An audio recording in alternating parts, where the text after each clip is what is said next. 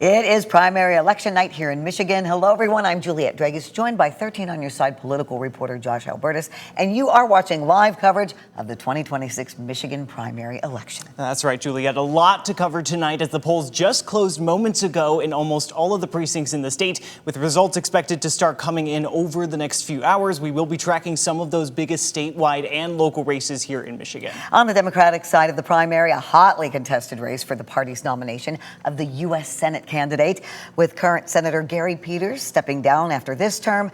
U.S. Representative Haley Stevens and former Wayne County Health Director Dr. Abdul El-Sayed are hoping to secure the Democratic nomination.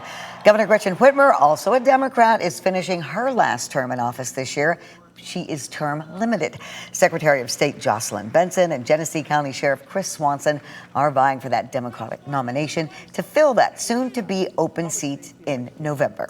And on the Republican side of the ticket, two GOP candidates are also hoping to capture their party's nomination in the race for Michigan's next governor. U.S. Representative John James and businessman Perry Johnson have competed in a heated campaign to secure that nod. We will also be watching incumbent U.S. Representative Bill Huizenga as he faces former mayor of Holland Phil Tanis in the GOP primary for Michigan's 4th congressional district. And two newcomers to politics, former TV meteorologist Terry DeBoer and businessman Ryan Cushman, are vying for the nomination in the 3rd congressional district, the winner of which will face the incumbent Democrat U.S. Representative Hillary Scholten. And those are just some of the races we will be following throughout our live coverage tonight. We have crews at 4 watch parties in the Detroit area. 13 on Your Side's Nick Nelson is with Dr. Abdul El-Sayed. Jordan Hatfield is with Perry Johnson. Peter Elliott is with John James, and WTOL 11 Stephen Iwanek is with Haley Stevens. We're going to be checking in with all of them shortly. And we have a panel of experts also joining us throughout the night. Professor Emeritus of Calvin University, Dr. Doug Copeman, and CEO of Truscott Rossman, John Truscott. We'll also have Associate Professor at Johns Hopkins University, Dr. Danielle Leake, is going to join us virtually throughout the evening. First, though, we are going to check in with 13 on Your Side's Micah Cho. He is live at the county clerk's office in Muskegon County. And Micah was at a polling location earlier tonight in Walker. What's the turnout been like in Muskegon tonight? Well, Julia, it's been such a busy night. We've been literally everywhere. We've been at 2 locations in Walker, and then we decided to pay our friends a visit up here in Muskegon County. And I have County Clerk Karen Whitehead here with us. Karen, if you want to come in here real quick. Thank you for letting us come into your office. Oh, absolutely. Yeah, so tell me, how busy have you guys been? We've been extremely busy, and I'm really excited to see what the end result of our voting turnout is. I'm seeing even from the early voting that we had about 450 more people vote in our early voting process. Last time we had like 200 and some 200, and this time we have over 600 in the early voting. And talking with the cities and the townships, it sounds like we had a pretty good turnout. So we're really excited to see the end results. Yeah, this is something that a lot of people have been obviously preparing for, right? Now tell me, is there anything that's really different than this year than maybe previous elections? Well, the difference is every other year we do the early voting. So that consists of 9 days of early voting prior to the election. So it makes it a little bit more tedious for our clerks and our election workers. And I understand that Muskegon has kind of been on the forefront based on our president's last statement. So we're really excited. It's a good thing that he did mention Muskegon, because now we're in the forefront. A lot of people don't know where Muskegon is, but now they do. And we've had a really good turnout as far as challengers, election inspectors from both parties. So it really helps to increase the safety and security of our elections and making sure that our elections are held to the highest integrity. Now, I wanted to ask because, so people that aren't really surprised tonight during, maybe around midnight, right? So what does Muskegon County kind of do differently than other counties in the state? Well, we used to report as the results come in. But we've decided that to keep everything above board, so there's no questions about the numbers of votes that are turned in, we will report when 100% of the precincts have reported to us. They bring in their flash drives from their election totals, and then we upload them into our county system, and then everybody can see the election results. Hopefully, tonight, it won't be a very long night. We're hoping that everybody can get all of their vote totals in to us, and hopefully by midnight, maybe, we can have everything uploaded into our system. Now, you mentioned President Trump's comments from a few weeks ago. Tell me, have you guys had to bring in any more security to any either polling locations or ballot locations? Absolutely, we have, because especially since he pinpointed the city of Muskegon, our clerk has experienced some situations where people in the public have threatened and made some very unnice type comments toward her based on what President Trump said. And so our election workers were a little concerned about anything happening in our polls. So thankfully, our Secretary of State and our Attorney General, Dana Nessels, sent security here. So at the city of Muskegon, there was actually security there from the state, and along with other security from our local law enforcement officers. But overall, a good night for you guys? It was a very good night. I was really pleased at very little reporting of any kind of infractions, people being too close to the polls or anything like that. So it was a very good night, no incidents, and the machines, we haven't had any problems reported to us, and so I'm really happy with the results. We have a very little, the polls are closed now, so we're just now waiting for the results to be brought in to us. No, I'm assuming we're just going into, after today, right? You guys are planning for November. We will. Well, Thursday we'll begin our canvassing of this election, and our canvassers, both from the Republican and Democratic parties, will canvass the election and certify the election. And then the state will do their certification of the election. And then, we will start beginning to get ready for November. And we will have early voting again.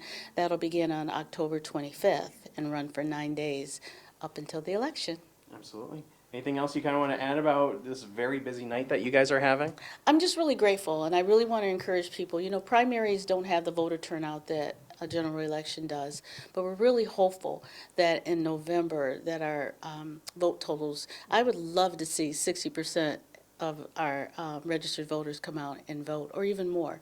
So we're really excited about seeing how the election runs in November. Absolutely. And we're going to be staying here in Muskegon County all night, so we'll let you know a little bit later on throughout the night how everything's going here. For now, Josh, I'll send it back to you. Studio in Muskegon, Micah Cho for 13 on your side. Thank you, Micah. Well, it's no secret that we here in Michigan are under the national spotlight, but really, why is that? Well, we are really at a crossroads of a number of different statewide and local races that are going to have huge consequences one way or another, some on the national scale. Let's go first to the race for our open U.S. Senate seat. It's one of just a handful that are expected to determine control of the Senate for Democrats or Republicans. That in and of itself is a huge draw for local and national eyes, but the primaries happening tonight just add to that interest. Congressman Mike Rogers will be the only name in the Republican primary, but for Democrats, the fight between Congresswoman Haley Stevens, often viewed as the more moderate persona in this race, and former Wayne County health official Dr. Abdul El-Sayed, often seen as the more progressive candidate, is seen as sort of this embodiment of the larger national fight over the direction and identity of the Democratic Party, as we've seen sort of a wave of anti-establishment sentiment wash over places like New York and Colorado. We'll have to see how we may factor into that saga. Then you turn to another big statewide race for the governor's seat. Democratic Governor Gretchen Whitmer cannot run again under term limits. For Democrats, polls have shown Secretary of State Jocelyn Benson with large double-digit leads over Genesee County Sheriff Chris Swanson. On the Republican side, a lot more close, it seemed. Congressman John James has been hoping that the endorsement of President Donald Trump, among other factors, will propel him to a win. Meanwhile, businessman Perry Johnson Nelson is hoping momentum and in-state support will tip the race in his favor. And let's not forget, our entire state legislature and all 13 of our U.S. House seats will be up in November. So there are more areas and races that we're going to be watching, and we'll be digging into those throughout the next few hours. But we also have reporters on the ground at campaign stops throughout the night. First, we want to go live to 13 on your side's Nick Nelson. He is following the Abdul El-Sayed campaign in Detroit tonight. Nick, what are you seeing on the ground? Yeah, Josh, just in about the last 15 minutes, quite a sizable crowd filed in to the Majestic Theater here in Detroit at Abdul El-Sayed's watch party. As a matter of fact, just moments ago, we heard a cheer, a very large cheer, come up from the crowd. They're watching TV coverage, and with a very small number of votes already in, Abdul El-Sayed is leading currently in that vote count. Now, I want to give you a look at kind of the crowd that's built up here. You can see a bunch of people, hundreds of people that have gathered here for the watch party for Abdul El-Sayed, who is the former Wayne County Health Director. He had previously run for the Democratic nomination for governor in 2018, ultimately losing that race to Governor Gretchen Whitmer. He's widely seen as the more progressive candidate, as you said, backed by the likes of Senator Bernie Sanders and Representative Alexandria Ocasio-Cortez. As a matter of fact, there were monitors here. He was at a campaign event earlier this afternoon in Dearborn with Ilhan Omar, Minnesota representative. Now, recent polling has shown El-Sayed could be the favorite to win tonight. Polls consistently showing here in the last few weeks about a more than 10-point gap against challenger Haley Stevens. Some of the issues he's campaigned on include Medicare for All and getting corporate PAC money out of politics. Now, as I said, we are monitoring some of these very initial election results that do show El-Sayed in front as of right now. There's still plenty of vote to come across the state. We will keep an eye on what's going on here. As you can see, there are plenty of supporters. We're looking to speak to some of them as those results continue to come in. We'll send it back to you, but for now, reporting live, Nick Nelson, 13 on your side. Now to Abdul El-Sayed's opponent in this Democratic primary, and that is Haley Stevens, Democrat, running for U.S. Senate to fill Gary Peters' seat. We want to go live now to reporter Steve Iwanek, who is at Haley Stevens' watch party in Detroit. Steve? Well, Julia, good evening. We've talked about it all evening long. This has been a campaign that has sort of just been waiting to see if something big would shift away from what polls had been projecting for weeks now. If you take a look at some recent polls, including one that I've been studying for a couple of weeks now, the Emerson College poll that came out at the end of last month, it showed that Abdul El-Sayed really had a major advantage when it came to voters that were age 50 and younger. You look at the recent polling data, it showed that he had a plus 42 advantage with people in the younger demographic, versus if you analyze the data that showed people that were age 60 and older, Stevens had a significant advantage at plus 14. Now, you might be asking yourself, why is that the case? Well, really, it comes down to the whole ideological shift that could be seen here in this race tonight if Abdul El-Sayed is indeed declared a winner later this evening. It is traditional establishment-backed Democrat support that Haley Stevens has seen versus the progressive backing that we've seen for Abdul El-Sayed. Bernie Sanders, like Alexandria Ocasio-Cortez, have given their support to the former Wayne County Health Director, while for Stevens, she's received support such as Governor Gretchen Whitmer and Senate Minority Leader Chuck Schumer. Now, a big topic that came up on the campaign trail between the two candidates, it really was AIPAC, or if anybody doesn't know what that is, it's the American Israel Public Affairs Committee. The Associated Press earlier today put out a report that Stevens' campaign has received around $30 million in backing for that campaign. It is a pro-Israel group, and in fact, it is the largest single ever investment in a single race, just to show that significance of what that means for a campaign. But it comes at a time, of course, when in global conflict, the Iran war has dominated the headlines and news coverage, and also for elections and campaign talking points. And Abdul El-Sayed has made it clear that he is against some of the actions that have been going on in the Middle East. He has called what's been happening in Gaza a genocide, and that really has spurred what has been seen as a massive wave of young people that have come out to the voting booths. So about an 89% increase from the presidential primary 2 years ago for in-person early voting in the state of Michigan. So he's been rallying up a lot of support, and for the Stevens campaign, they've just had to sit back and wait and see if their typical suburban voters, union households, would come out in maybe about the same amount of way. So I'm curious to see as we go into the night and the numbers start piling in here, as we're only about 15 minutes since polls have closed. What do the numbers look like? Does Stevens stay close with Abdul El-Sayed, or will it be a pull away? Because as a lot of the recent polls have shown, El-Sayed has quite a big lead in the early polling compared to Haley Stevens. So we'll see what the camp says later today. But for now, here in Detroit, Steve Iwanek, back to you, Juliet. Steve, thank you. Let's turn now to the governor's race here in Michigan and the Republican primary. John James and Perry Johnson running to get that nomination for November. 13 on your sides, Peter Elliott is with the John James Watch Party in Sterling Heights. He joins us now with an update from there. Peter? Hey, Juliet, good evening. Doors have opened here at the watch party for John James's campaign here at 7:30. So a steady crowd has already started to trickle in. We'll show you the assembly here. This is the headquarters of a trade association in Sterling Heights. You can feel certainly a more buoyant energy here. The polls, of course, have closed, but the advanced polls released a few days before have John James ahead of challenger Perry Johnson, pretty well ahead. Both candidates still hosting their watch parties in the greater Detroit area here. This is James's congressional district, so this should be a stronghold for him where he can really rack up the votes here. His district, the 10th, kind of encompasses both Macomb and Oakland counties. James is giving up his seat to someone else, and he is running for governor here. This is his third try at statewide office. He has run unsuccessfully in the past for U.S. Senate in 2018 and 2020. This time around, running for governor in a challenging year for Republicans. A lot of people expecting Democrats to outperform,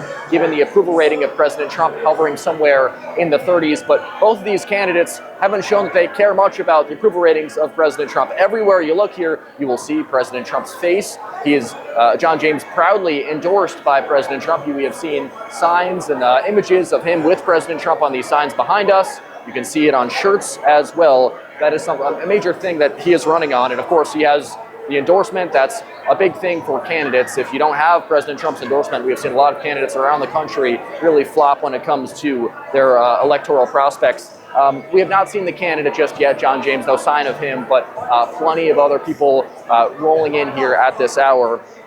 You can, the polls, however, of course, looking really good for John James, given a solid lead. Perry Johnson has bankrolled much of his campaign to the tune of around $30 million or so, but that really has not hurt John James's prospects. He has, of course, a higher name recognition and, of course, those 2 terms in Congress that he is just coming off of. We will see what happens here tonight. You can also feel a lot of focus here tonight is on that U.S. Senate primary. So, of course, people are focusing and trying to celebrate John James here, but the cable news that is playing here is all they are talking about is the U.S. Senate race between Abdul El-Sayed and Haley Stevens. We'll see what happens there. A lot of supporters for the U.S. Senate Republican candidate Mike Rogers as well. We've seen polos and shirts for him as well. The polls, again, for James look good. He spoke with 13 on Your Side earlier this week saying he's not looking at the polls. He doesn't care so much about them. When he was in Hudsonville, he's focused on what the actual voters have to say. They have just closed at this hour, so we'll have to see what the early returns say so far for this race. That's all so far for now here from his watch party in Sterling Heights. We'll have more updates throughout our streaming show this evening. Reporting live in the east side of Detroit, I'm Peter Elliott, 13 on Your Side. Thank you, Peter. John James' opponent in this Republican primary is Perry Johnson, businessman. 13 on Your Side's Jordan Hatfield is with that campaign watch party live in Troy with an update. Yes, Juliet, we are here at the San Marino Club where the room is filling up right now with supporters of Perry Johnson. Now, it is kind of a contrast, as Peter was saying. There's a lot of pictures of John James with Trump there at their venue. No pictures of Perry Johnson with Trump here, but a lot of his campaign signs. In fact, I've only seen one MAGA hat here, and I think Perry Johnson's really trying to highlight the fact that he is the outsider candidate, much like how Trump was himself. He is a businessman. He's not an established politician at this point, and he is hoping that platform helps rally sort of a grassroots movement around him by drawing also independents as well as other Republicans. One of his main campaign platforms is the mega audit of the state. He also wants to cut the state income tax, putting up $4,747 back into Michiganders' pockets. Another stance that he has made very firm here, he's also against data centers in the sense that he is advocating for a moratorium on data center development here in the state of Michigan. Now, we're here at Johnson's watch party, what he calls his victory party right now. He might be trailing in the polls behind John James, but he is still very optimistic that his independent movement as well as his outsider movement is going to carry him across the finish line. Now, we have not seen Perry Johnson at the event just yet. He has not spoken. We did catch up with him before around 5 o'clock, but we are unclear as to when he will be speaking here tonight at the San Marino Club. But we'll keep it locked here and be tracking the results and get them to you as soon as possible. For now, live in Troy, Jordan Hatfield, 13 on your side. Thank you, Jordan. And we do have 3 experts with us tonight to help us on this election night understand what's going on, look at the numbers, look at the polls. One of them, Dr. Danielle Leake from Johns Hopkins University. Dr. Leake, you and I have been working election nights for many years, I think at least 20. You, of course, were at Grand Valley State University, an expert on social media. Tell us what you're looking at tonight. Well, Juliet, it is true. We've been doing this for a long time. And I have to tell you, I have been online all night long watching to see what people in Michigan have been saying on social media as the polls were closing. It was great to see people calling out their friends and family, asking them to get to the polls and make sure that their votes were counted. And we heard that in that clip about what was happening in Muskegon, seeing the total number of people going to the polls larger than ever before. And I think what we're going to see is that the number of young voters this year was even higher than we've ever seen. I think you know that in Michigan, we have a new amendment that makes it possible for people age 16 and younger to pre-register to vote. And I'm really looking forward to seeing whether or not social media had an impact on whether or not those young voters got out and made their voices heard. And Danielle, we will be checking in with you throughout the night to get more insight on the social media aspect of this election. Thank you, Dr. Leake. We'll see you soon. Great. Now we want to go back to political reporter Josh Albertus. And Josh, you're watching a couple of key counties now. What are you seeing? Yeah, there are absolutely a few counties that really are key or seem to be key from historical precedents going into tonight, especially for those 2 big races, the Democratic nomination for U.S. Senate as well as the GOP nomination for governor. When we go to the Democratic Senate candidates, we are really watching counties both on the West Coast as well as the East Coast. We are seeing things like Muskegon County. That is one that I am watching very closely in particular. You know, a lot of people are talking about how this may be sort of a referendum on President Donald Trump and his administration, whether or not voters here accept the direction that he is taking this country at the moment. Muskegon County on the presidential level had gotten smaller and smaller. It had been sort of a Democratic haven on the West Coast for a while through the 21st century. For many elections, Democrats had won their county-wide when it came to the presidential election, but it got smaller and smaller of a margin until 2 years ago, President Donald Trump overtook Kamala Harris, and that was the first time in the 21st century that Muskegon went red for a presidential election. So I'm really taking a look at Muskegon County in particular because, you know, it really seems to be shaping up to be a bellwether in West Michigan. To be plainly honest with you, Juliet, when we take a look at Muskegon County and what it may signal, what the last results are signaling to us is that this is really a bellwether that every single vote for Democratic candidates you want to get out in Muskegon County. So if you win statewide as a Democratic candidate, but really tank in Muskegon County, that's a signal that you may have a lot of work to do when it comes to getting people out in a core base in what has really become a bellwether county. But that's not the only one. We are, of course, still watching Kent County. That's sort of transitioned in the last decade or so. You know, it really was a Republican fortress Democrats. For many years in West Michigan, it has slowly transitioned itself, and Kamala Harris won in Kent County by about 5 points 2 years ago. So what we are watching there is whether or not a Democrat has consolidated support tonight going into November, whether or not the winner is able to take a large share of the Democratic vote and try and best ensure, in their view, that they have their Democratic base locked down and that they can branch out into other types of voters. So we are watching Kent County in particular as well because of its traditional place as a bellwether in the last few years. But we are also looking at the east side, and counties like Oakland County, for example, also used to be a Republican fortress back until about the 90s, reportedly, but now it has transitioned itself into a very large Democratic base, and it is the home county of Representative, I should say, Congresswoman Haley Stevens. That is where her congressional district is. So if Haley Stevens hopes to have a good showing tonight, you would expect that she would want to have a good showing in the area where she is currently an incumbent Congresswoman.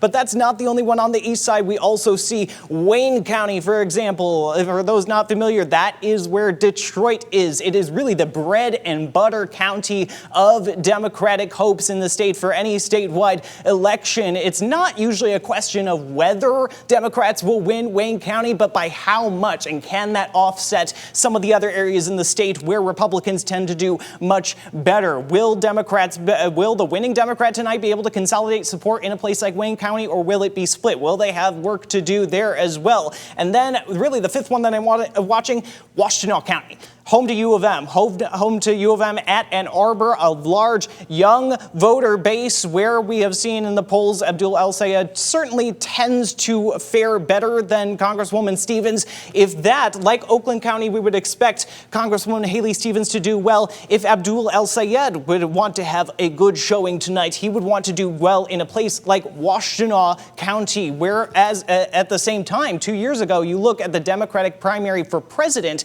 there was a large groundswell in Washtenaw County for that uncommitted vote that was not voting for President Joe Biden in protest, in particular, of policies towards the conflict in Israel and Gaza, where foreign policy points seem to line up with a lot of the El-Sayed campaign. So is he going to do well in Washtenaw County, where it's not necessarily as populous as a place like Wayne County or Oakland County in terms of regular voters, but percentage-wise, is he going to be able to consolidate support there? He would want to do so if he wants to have a good showing tonight amongst his base. But that's not the only one we are watching as well. After we get past these results in Muskegon County, in the governor's race, in the Republican governor's race, many of these counties align with what I was really talking about already. Muskegon County, obviously, that bellwether, as I was talking about. Will Republicans similarly, will the winning Republican be able to consolidate support amongst their base there, or will they have work to do? Same thing in Kent County, as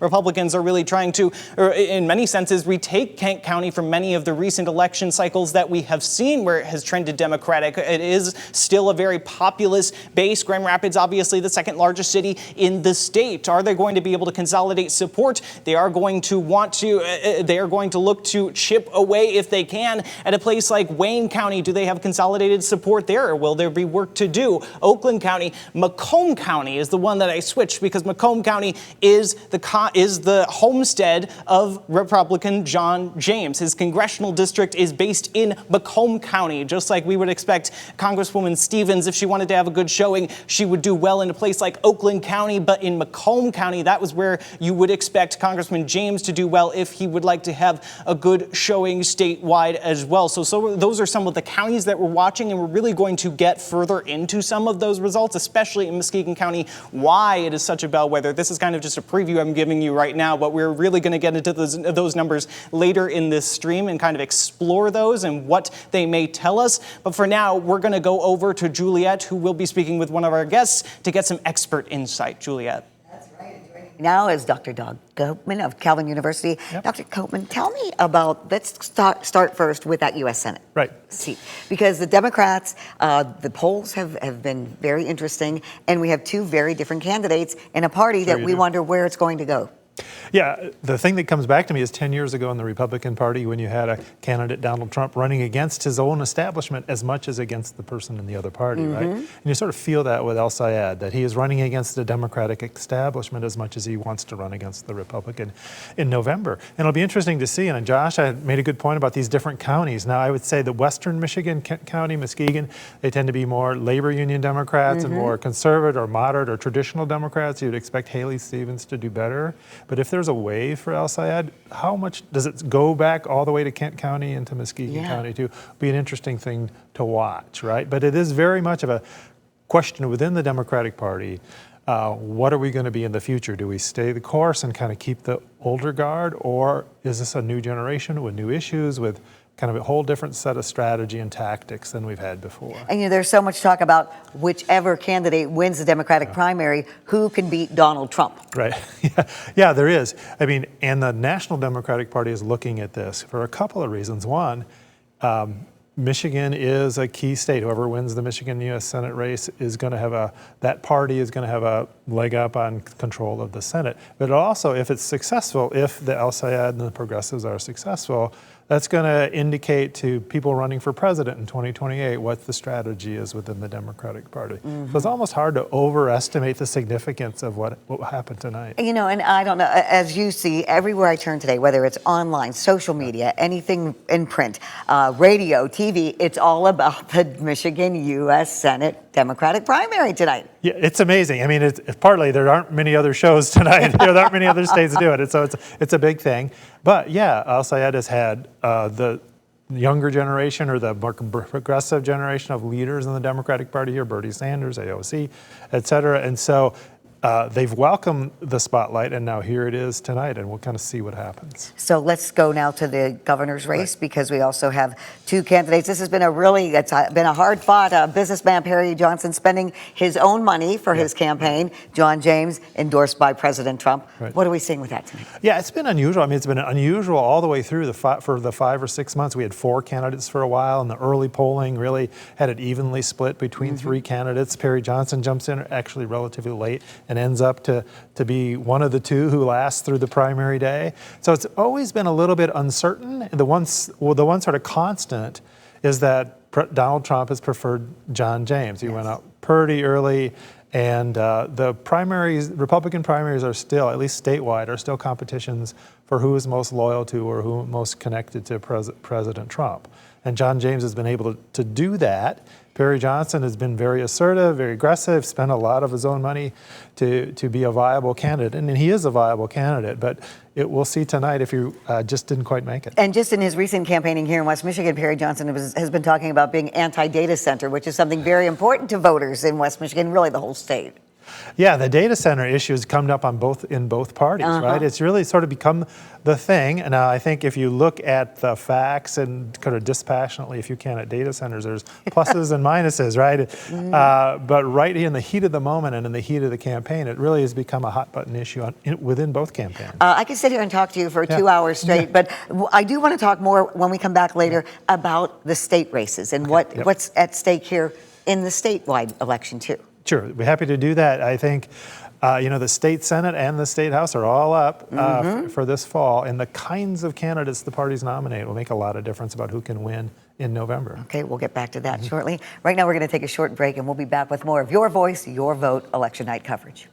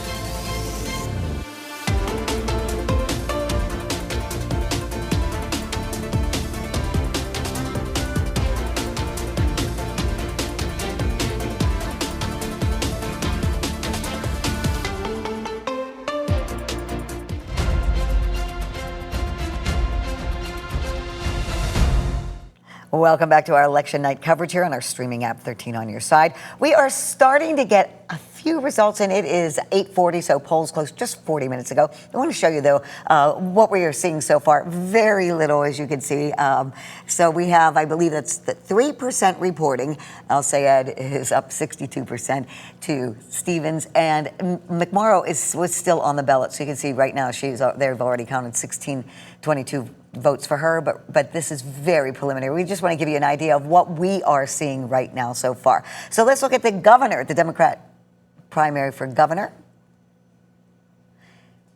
There we go, and there's Benson and Swanson. This is no surprise here so far, but once again, we have 3% reporting, but these polls have been far apart since the beginning. Let's move on now to the GOP governor's race. And John James ahead of Perry Johnson, 52% to 35%. Again, this is 2% reporting. Let's look now at some U.S. House numbers. Let's go to District 2, if we can, for Democratic primary. And you can see Jamie Hill is so far with 1% of the votes counted. But we want you to know that this is what we are seeing. We're showing you. And then there we go there with, those are the wrong pictures, but DeBoer and Cushman. And here's the U.S. House District 7, and William Lawrence is ahead right now. This has 10% of the votes counted so far. If we have any other numbers to show, if you guys will, my producers will show us that. Okay, so this is what we have so far for now, but as soon as we get more numbers, we will continue to update them so you can see what we are seeing. In the meantime, we have another expert we want to hear from on this election night. Political reporter Josh Albertus joins us now with John Truscott. Josh? Thanks, Julia. As you mentioned, yes, I am joined by John Truscott, CEO of Truscott Rossman, a PR public relations firm. Thank you for taking time. We appreciate it very much. A large theme in a lot of what we're talking about tonight, we've mentioned it several times already, is this sort of back and forth between establishment and anti-establishment, that big wave coming that's been around there. Where did that really come from? I mean, what's your take on the groundswell of this anti-establishment efforts? There is a frustration and anger among the voters that we haven't seen anything quite like this in quite a long time.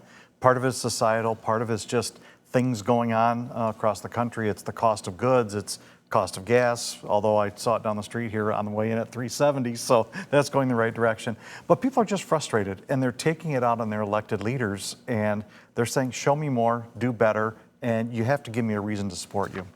And amidst all of this, I mean, these have been very bitter primaries that could leave the winners battered in the general, but voters could also be, tired. Things are going a mile a minute. I mean, what do you say to folks about why it may be important to stay engaged despite the fact that we're going so fast and there's so much to these primaries? There is so much information flying around, and if you look at let's just use the Senate primary, Democratic primary as an example.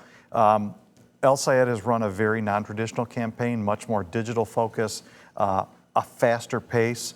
I think Stevens has run a much more traditional campaign. That's her base. That's who she was going for. And the money that was supporting her, I don't think was very effective. It was the same message over and over again that El Sayed is disrespectful to women. There was really nothing else there. What are your other arguments? So as you look at the two campaigns, El Sayed had a lot of different messages, rapid fire, very digitally focused. Stevens was very traditional. And I think if Republicans are to win, they better learn to start talking like El Sayed and match him with the number of issues, the type of issues, and the way people are communicated with, because he did a really good job reaching out to young people. Well, you mentioned the word traditional. I mean, we would note that you served under Governor Engler as press secretary a few decades ago. I mean, how has campaigning as a whole appeared to have changed since you were in the thralls of it, if you were?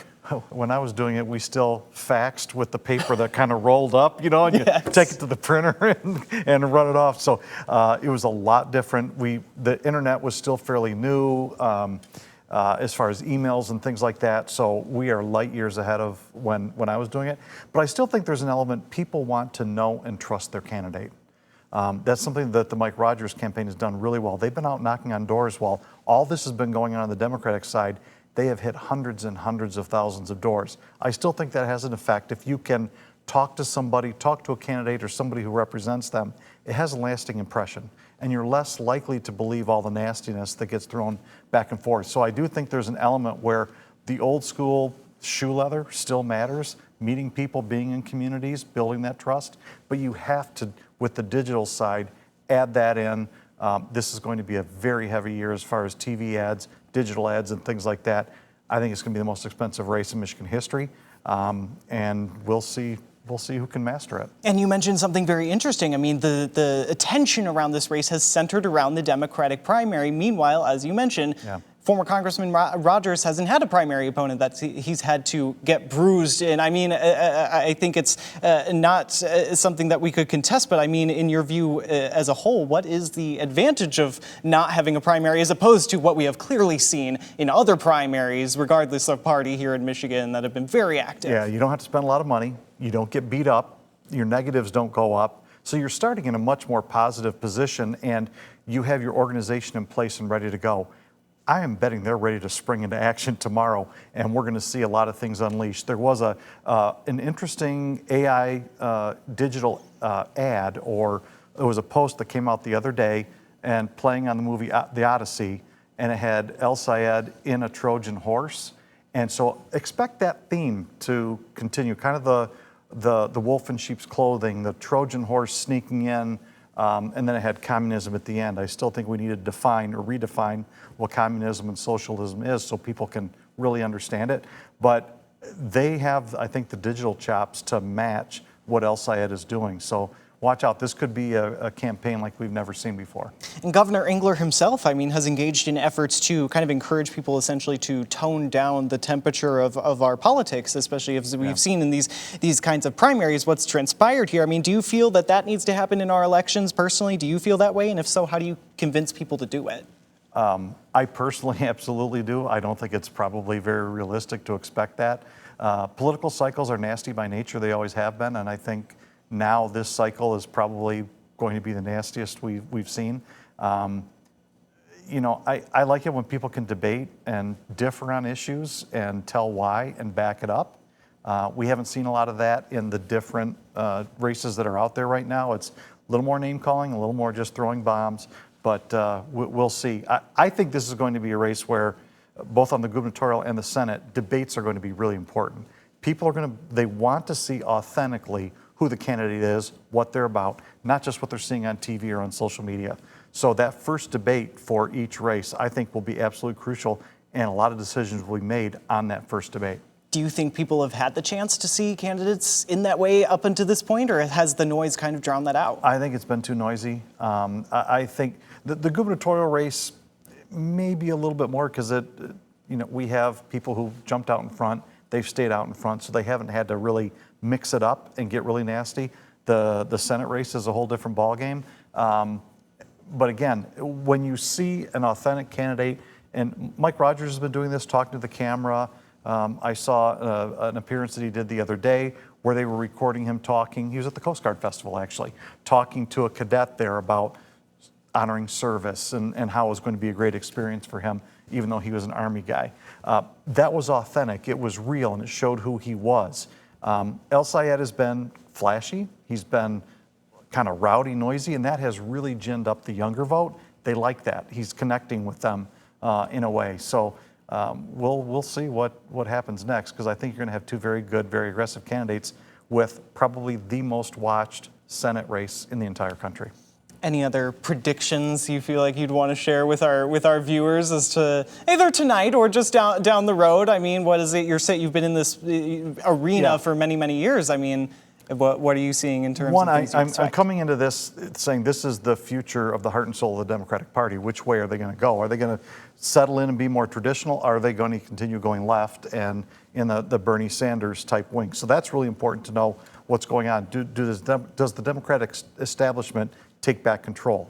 Don't know what's going to happen there.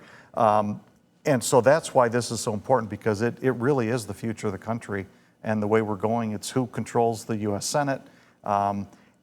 One interesting thing is there's a dissatisfaction with Trump at a certain level that you would say in a midterm election, the Democrats sweep everything. There might be enough people afraid of what El Sayed will bring that they actually take a look at staying home or going for Republicans or crossing over back and forth. Michigan's a big crossover type state. Not as many straight party ticket voters as in other states. We tend to just say, hey, we're going to vote for the person. So do people take a new look because of what's going on at the Democratic Party? That'll be a key thing to watch. Gotcha. John Truscott, thank you very much. Appreciate your time very much. And as well as we see the results coming in tonight, some of those results may be a little slower than others, but why might that be? I talked with a county clerk earlier last week to kind of get into what those checks and balances may be behind those sorts of delays. Take a listen to what he told me. It gets later and later in the night, and you may be looking for an answer as to how these races went before you go to bed. But that can take a bit of time. The biggest thing to think about when you're looking at the time it takes for election results to come in is the number of checks and balances that are happening in this process. You know, when you go to cast a ballot in person on election day or early voting, you know, once you have left the precinct and at the end of the night, there are a lot of procedures and practices in place. Something about Michigan is that its election system is what we call decentralized. That means these elections are carried out by officials across the state at the local level. They're all handling their own areas. That includes over 1,600 local and county clerks who are handling elections at the local levels, including like the one I spoke to this past week. We have to go through those steps to ensure the accuracy of this process before we ever get to the results reporting. So we're emphasizing both, but obviously in a battle of speed over accuracy, accuracy is going to win. You'll remember back in 2020, initial results in some cases were delayed for very long times in states that had huge mail-in ballot numbers during the COVID-19 pandemic. Clerks in Michigan can pre-process absentee ballots starting a certain amount of time ahead of Election Day, depending on how big the jurisdiction is. They're verifying the signature has been verified. They're looking at the ballot numbers and verifying all that information. They're verifying the count of voters, and they are processing them through the voting machine, but they're not tabulating those results until the end of election night at 8 p.m. But in any case, there is quite a bit to do before those results can get reported. When voters vote by absentee ballot, there's a number of checks that go into the process that look a little bit different than when a voter is standing in front of an election worker and gets issued a ballot. There's actually more steps involved. They're ensuring that the signature area was verified. They're ensuring that the ballot number that's on the envelope, the absentee ballot envelope, matches the physical ballot in custody. And you know, they're taking the ballots out of that envelope, and there's a process that they do that to guard the voter's privacy and make sure that the same workers who are verifying ballot information on the front with the voter's name actually don't see the completely voted ballot. So even if the results are taking time and something like mail-in ballots may be taking longer with perhaps different voting trends than in-person numbers that could get reported first, remember that the process takes time, and there's always a possibility that we won't have all the unofficial numbers or projected winners by the end of the night. Josh Albertus, 13 on your side. It is 8:53, and the results are coming in right now, slowly but surely. We want to go to the John James Watch Party, where anticipation is building. 13 on your side, Peter Elliott is in Sterling Heights to tell us what's going on there, Peter.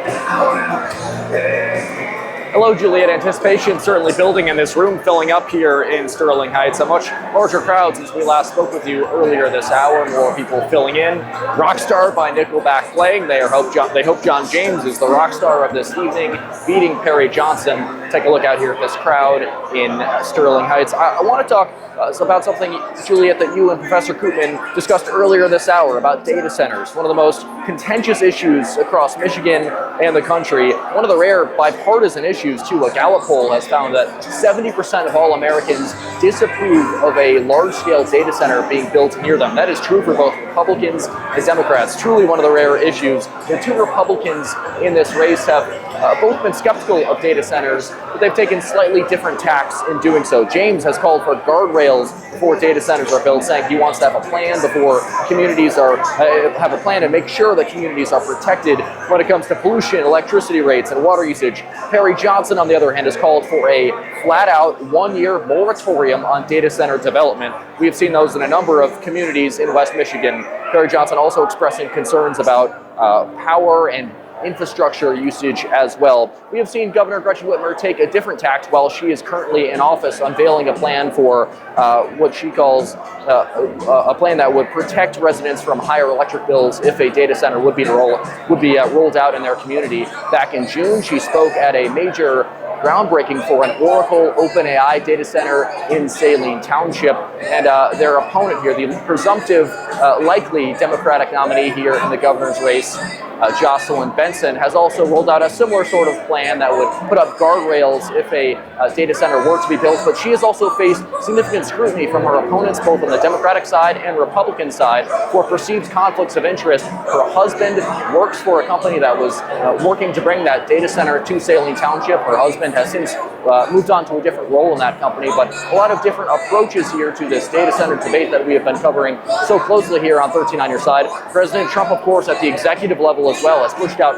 a number of executive orders related to data center development. He certainly has been very pro. So big fissures both on the Democratic and Republican sides related to data centers. We just told you last night about these developments in Lowell related to the data center there. We'll see what happens here, but certainly the governor, whoever takes office in Lansing, will have a major role in what happens with data centers coming whenever they take office.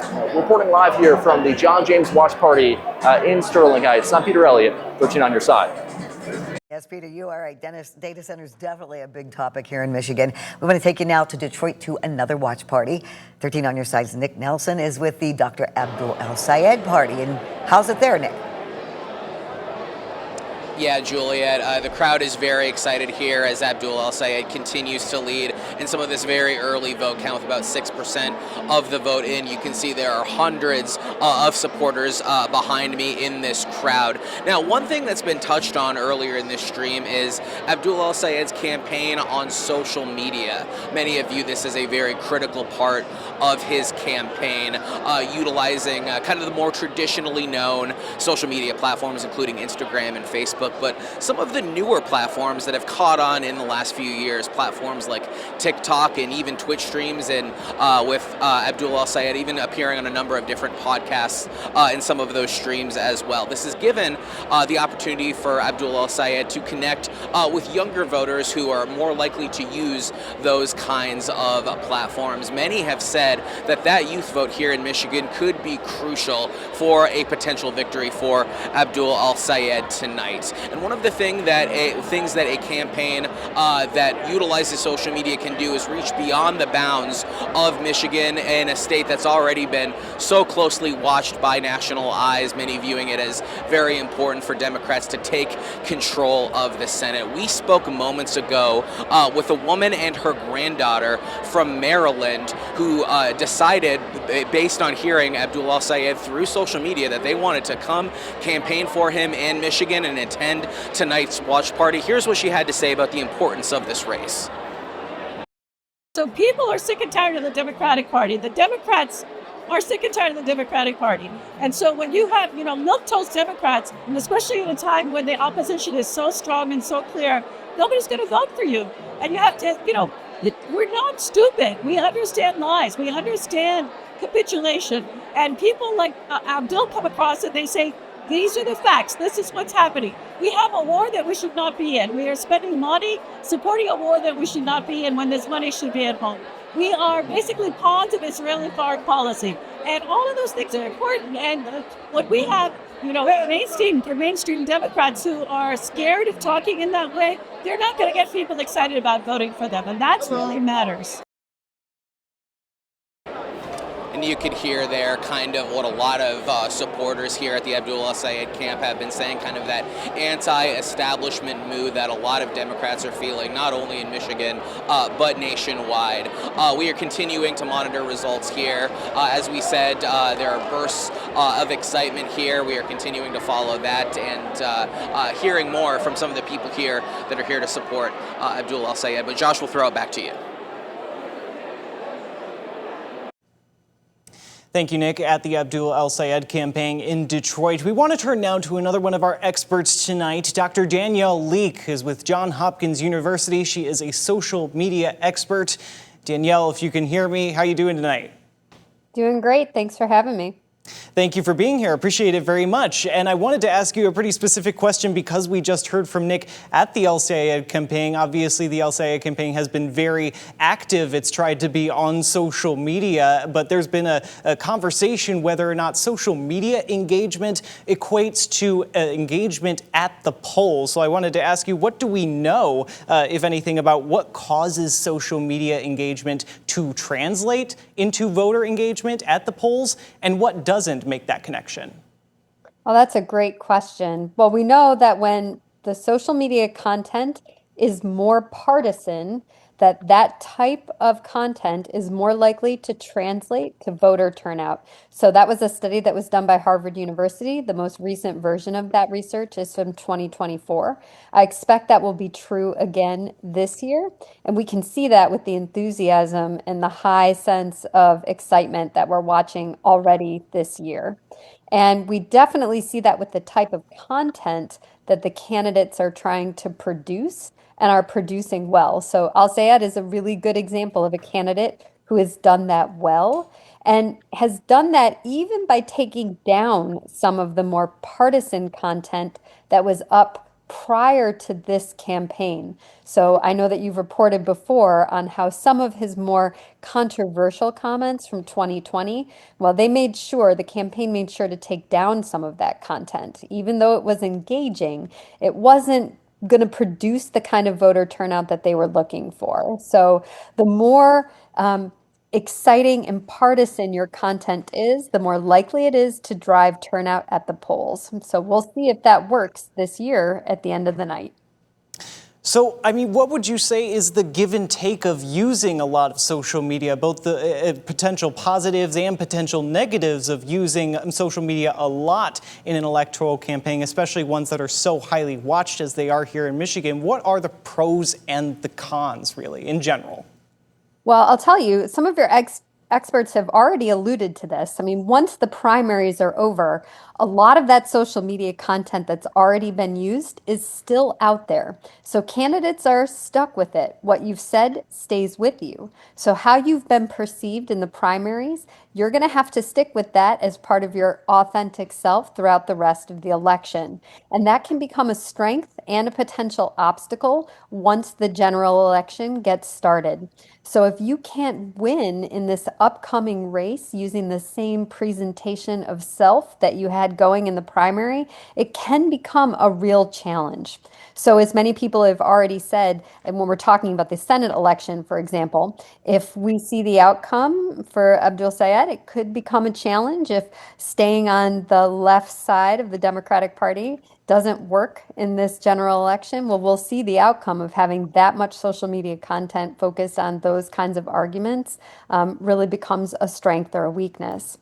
The same thing is true if you don't have that social media content out there. Trying to pivot and become a real strong supporter of a particular position, if you haven't been speaking out like that prior to a change in the race, well, it can become difficult to claim that you've always felt that way if you don't have a record showcasing that in the past. So social media is now the new way to establish what you believed before and what you're going to believe after certain times in an election. And that last comment kind of leads into my next question, but as Juliet alluded to, you're a very familiar voice here at 13 on Your Side on this topic. So I would also ask you, I mean, how has the social media scene and its impact on elections as a whole, how has that changed since we really started tracking this, since the advent of social media? Well, one thing that we've seen a lot of, especially in this race, and I know everybody that's watching is familiar with this, is the impact of artificial intelligence on social media content. I mean, we were just talking about the example of the commercial that included one of our candidates looking like they were part of the Odyssey. Well, that's just one example of the kind of content that can be created so quickly with the advent of artificial intelligence. So it's not just the fact that we can create content fast and content that looks really real and really good, but it means there's so much more potential for disinformation. And that's not just in advertising. It's even those of us who are voters who are seeking information and trying to find out where to go to the polls, how to go to the polls, who's winning the election. AI just creates so much more information so quickly. It can be hard for us to decipher what's truth and fact from what's fiction. And that has changed really, really rapidly from where we started with social media races back in the early 2000s. So we have a lot to watch out for as voters and citizens who are trying to make decisions about who the right candidate is for us. We're going to have to keep an eye out for that later this fall. Yeah, absolutely. So kind of expand on that if you would. I mean, what would you say to voters about the importance of being aware and, to the best of their ability, being able to distinguish the fake from the real, despite the fact that it's just everywhere these days? Well, first and foremost, I think it's important for all of us to remember we're only human. And that means that all of us can make mistakes. So it's important for us to take an extra second to check things that are important to us. It's okay to be wrong, but it's not okay to not check the information that we have in front of us. It's a second check only takes 30 seconds, and that second check can make the difference between what we think to be true and what we know to be right. The second thing is to make sure that we have in our heads what are good sources of information. That's why it's important to have an organization like WZZM, a legitimate local news source that we can use as a verifiable source. We can always go to our local news or to a national news service to double check something and to really trust our gut. If something sounds too good to be true, it probably is. It's okay to wait to make a decision until we've had a chance to check what we think is real. Dr. Danielle Leek with Johns Hopkins University. Thank you so much, Doctor. Really appreciate your time tonight. For now, we want to take a quick break, but we're going to be right back in a moment with more live updates from the campaign trail, results as they come in, and expert analysis. You won't want to miss it. Stick with us.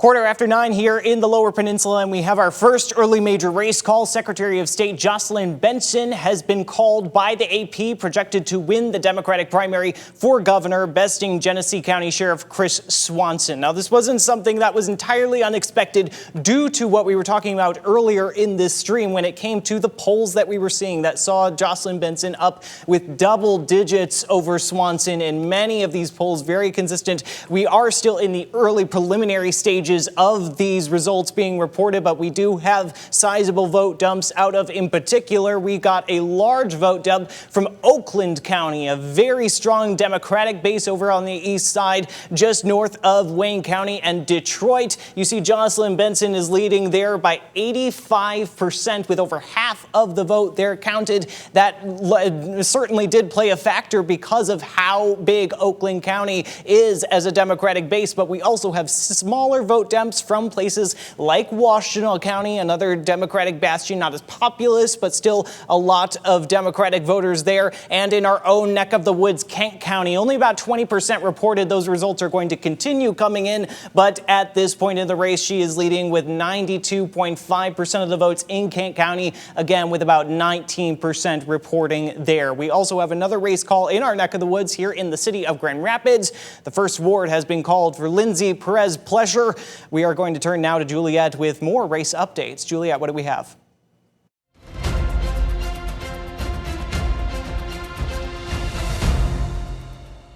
It is 9:17. Polls have been closed for an hour and 17 minutes, and we are getting some more results in. So let's start with the U.S. Senate race and the Democratic primary. And, well, that's still the first word. We're going to get to the next one.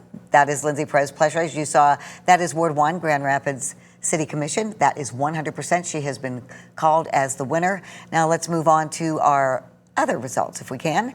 We would like to start with the U.S. Senate. There we go. And right now, El Sayed is ahead of Stevens, 53% to 44%. This is with 18% of the votes counted. Let's move on now to the GOP gubernatorial race. And there you see John James is taking a 51% to 36% lead over Perry Johnson. That is 12% of the precincts reporting. Now let's go to the U.S. House. And this is the 2nd district. And you can see here Ben Ambrose, 48%, Jamie Hill, 38%. That's only with 3% of the votes counted. And then let's look at District 3, the Republican race. And Terry DeBoer, meteorologist in Grand Rapids, former retired now, over Ryan Cushman, 78% to 22%. And that is with 4% of the precincts counted. And we want to go now to Haley Stevens' watch party. Steve Iwanek is there live, and he's going to join us now with an update on whether or not you have seen Haley Stevens yet. Steve? Well, to answer that first question, no, we have not seen or heard yet from Haley Stevens. However, at the hotel that we're having this watch party at, as we continue to get those results in for you, you can see a lot of her supporters outside. They're kind of gathered around near a cocktail bar, charcuterie board, and there seems to be a pretty decent energy that's inside the main lobby areas of where we are at tonight. However, when you look at those numbers so far, early going, nearly 20% of the vote is in so far from the Associated Press, and it does show that Haley Stevens' opponent, Abdul El Sayed, with a near 9% lead over her as those votes continue to come in. But this is what I wanted to talk about. So, of course, I'm not from the Grand Rapids area. I'm from Toledo, down there with WTOL across the border. And I know for Toledoans and Ohioans, we don't have a dog in this particular fight. But I did have a conversation yesterday with a political science professor at the University of Toledo, Dr. Sam Nelson. And we and I just talked about what the implications of this outcome could be if Sayed were to be the winner after tonight. And we talked about not just what it means for November this year, when it would be Mike Rogers and him if that scenario would play out, but what this means for 2028 and what this means for the Democratic Party as a whole. The ideological shift that we could see happen here today. It has been very proven so through at least early polling that a lot of Democrats in Michigan, a key battleground state for anybody that hasn't been paying attention to politics in the last few years, this is a big state for who decides big races in this country. A lot lot of the Democrats in this state and really across the nation have been seeking a new blue flavor, as I'll kind of describe it. They're tired, it's seemingly, of the establishment of the traditional Democratic way of campaigning and operating. They wanted something different, it seems, in a lot of the early polling, at least for voters under the age of 50. As I've referenced many times tonight, I've been referencing the Emerson College poll that showed that voters under the age of 50 favored Abdul Saeed by almost more than 40 percentage points, versus when you look at the Stevens campaign, where she has been really had her sweet spot is with the people 60 and over, plus 14 in the latest polling data that I looked at. So all that to say, the conversation I had with the professor at the University of Toledo, if this campaign goes in favor of El Said, what you see is potentially this could set up a brand new landscape in Democrat politics, not just in Michigan, but in other big states. We've talked a lot in the national realm and even locally about the race that was going on in Maine, especially when it was Graham Plattner at the time as the Democratic candidate taking on Senator Susan Collins. But could that spark something different in who comes out in that race? We look at the Texas race with James Tallarico, a Democrat that's trying to flip what has been a very long tradition red state in the Lone Star State in Texas. And it's not just this year's races, but in Ohio, typically a red state. Does a progressive put their name out there for 2028 in any of those races? Does the outcome of this primary mean that kind of sparks something in the Democratic base in Ohio, and that leads to a different governor taking over, going from red to blue?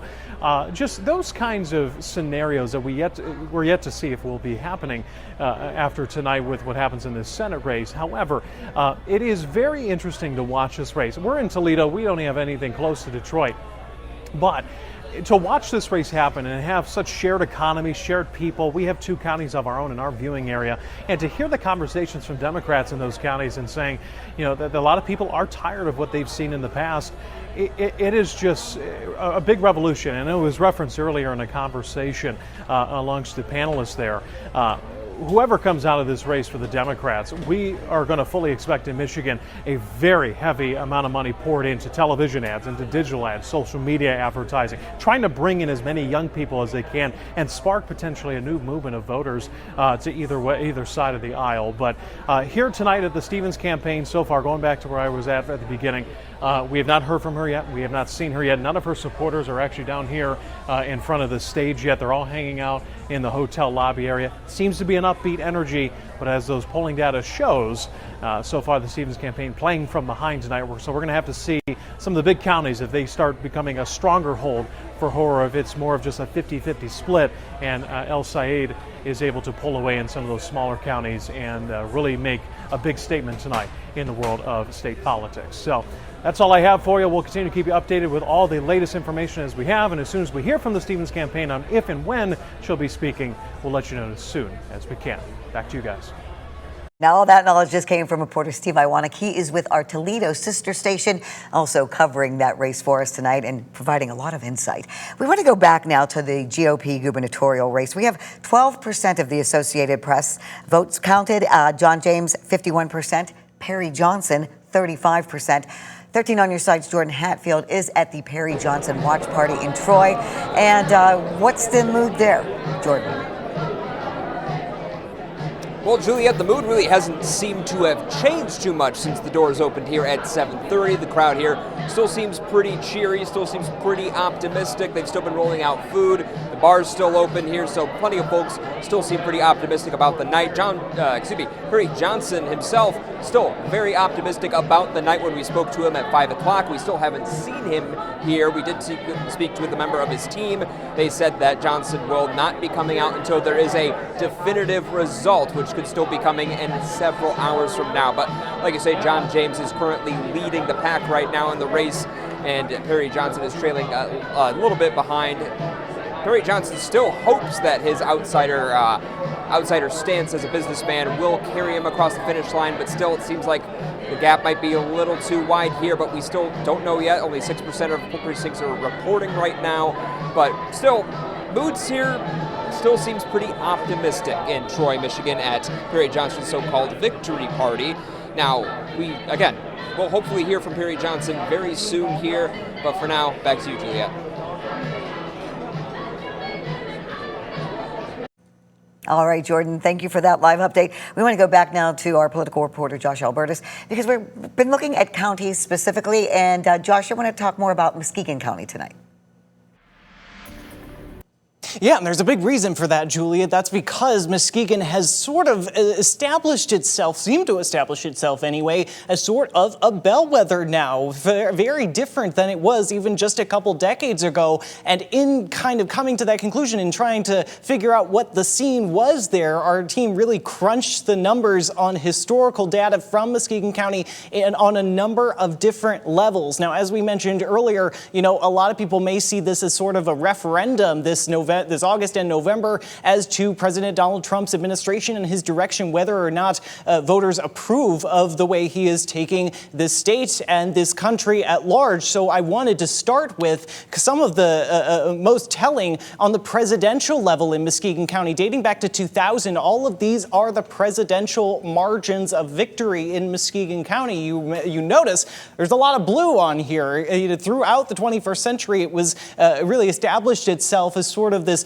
blue dot in West Michigan, even before Kent County had really tried to start its transition there from 2000. And then you kind of hit a peak in 2008 when Barack Obama first campaigned for president and won a very, very large margin in 2008. But then you notice it gets smaller and it gets smaller and it gets smaller into 2020 when it's only 0.5% for President Joe Biden.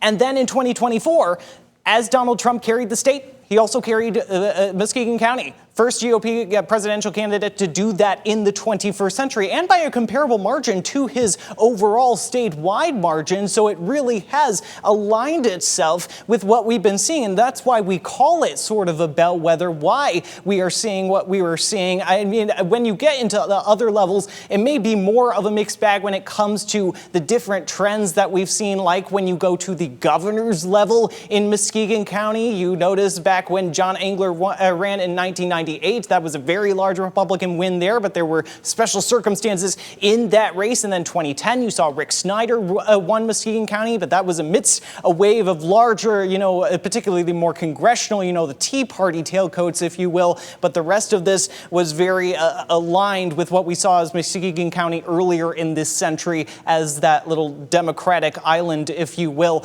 But then this is really just backed up by Senate results. I mean, you see all of that blue through Senate results all the way from 2000 up until 2018. You had those large margins of Democratic victory in Muskegon County, but then you saw in 2020 very narrowly shifted for the GOP. And then in 2024, Mike Rogers, former Congressman Mike Rogers, when he ran against Alyssa Slotkin, 0.05% win for Mike Rogers in Muskegon County, and that was very comparable, as you remember, to the difference that made up Alyssa Slotkin's victory. Mike Rogers may have carried Muskegon County, but just over the tip was Alyssa Slotkin's victory statewide. Very, very narrow margins there. So the historical results of Muskegon County lead us to, it really suggests to us that what happens in Muskegon County, including in these primaries, including in this general election in November, are going to be very, very important to watch, especially as I mentioned earlier in this stream. I mean, particularly for the Democratic Senate candidates and those contested races like the governor's race for the Republican Party,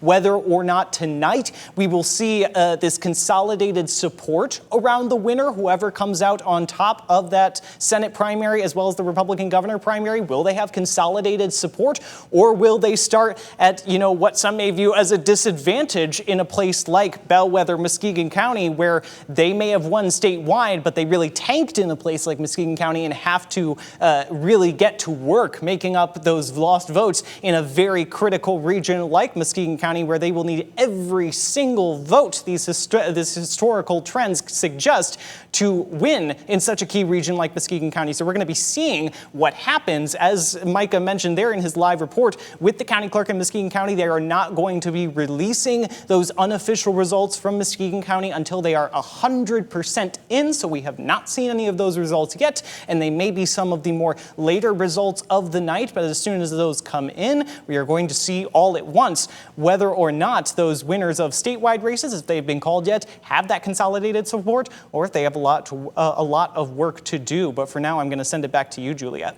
And Josh, as we just told everyone just a short time ago, one of the races that has been called, that we have seen the results, is the Democratic gubernatorial, and that is Jocelyn Benson has been called as the nominee, Michigan Secretary of State. She beat Genesee County Sheriff Chris Swanson. Now, once again, she is the Secretary of State, and voters casting their ballots today may have noticed that some of these positions, like Secretary of State and Attorney General, were not listed. Josh explains why some statewide races are not on the primary ballots. Why do you do what you do with this organization? I wish I knew. I just feel compelled. Like I can't stop myself. And honestly, it's just me right now. I don't have any other staff. Meet Krista Moon, running her own voter education organization, Michigan Women. The whole purpose is so that we can vote with knowledge and confidence. So she aims to use her background in marketing and research to try and find details about topics, including one that not everyone may know about, but is central in the state's 2026 midterms. We just don't even realize that we, general population, hasn't chosen those candidates. The parties selected them for us. She's referring to the process by which major parties select many of their November nominees for office. While nominees for certain offices like state legislature are chosen directly by voters in the August primary. Governor is the main one. We have Senate and federal offices. For others, it's a little more complicated. Campaigns that are done at the convention level through precinct and district delegates. Here's how it works. The candidates that major parties put on the November ballot for offices like Secretary of State, Attorney General, and State Supreme Court are made by delegates to each party's state convention. One of 6 states that does not have primary elections mandated for every statewide elective office. Delegates to that state party convention are chosen by delegates at county conventions. In the party primary in August, you vote at the way down at the bottom of the ballot. You select a precinct delegate to represent you at the local county party convention, and those people elect delegates to go to larger conventions. While layered and maybe a bit complicated, it's a system that remains what some see as a vital piece of voter education and involvement. We want to go back to the Lakeshore now, as we just heard Josh explain a short time ago the significance of Muskegon County in the election. 13 on your side's Micah Cho is live at Muskegon City Hall. And Micah, we heard from you earlier, and the county clerk said there have been no problems so far in tallying the votes. Yeah, no problems indeed. We kind of moved away from the county's office, so now we're here at the Muskegon City Hall, and behind me is the receiving board. So I mean, probably 40 minutes ago, there was only 2 people sitting at the table there. Now, I mean, there's half a dozen, if not a dozen people, going over. This is where when precincts come in, when ballots come in from precincts, they go straight to this table here. They're doing their reviews as required. And talking with Karen Whitehouse, the county clerk, earlier today, just about an hour ago, she was telling us that, and Josh, I know you mentioned this earlier before too, that these results won't come in until everything is tallied up. So results really won't come in throughout the night here in Muskegon County until all the results from all the precincts, again, are tallied up. talking with Whitehouse about an hour ago. She said that even they've had to hire a little bit of extra security, especially from the state, especially after President Trump's comments not too long ago, maybe about 2 weeks ago, talking about possible voter registration fraud. Here's Karen kind of explaining what that security looked like. Election workers were a little concerned about anything happening in our polls. So thankfully, our Secretary of State and our Attorney General, Dana Nessels, sent security here. So at the City of Muskegon, there was actually security there from the state, and along with other security from our local law enforcement officers.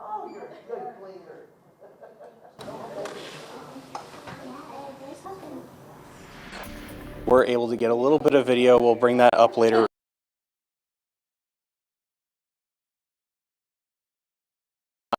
Because of rules, we can't go live down there. But again, very busy here in Muskegon County. We'll send it back to you, Josh.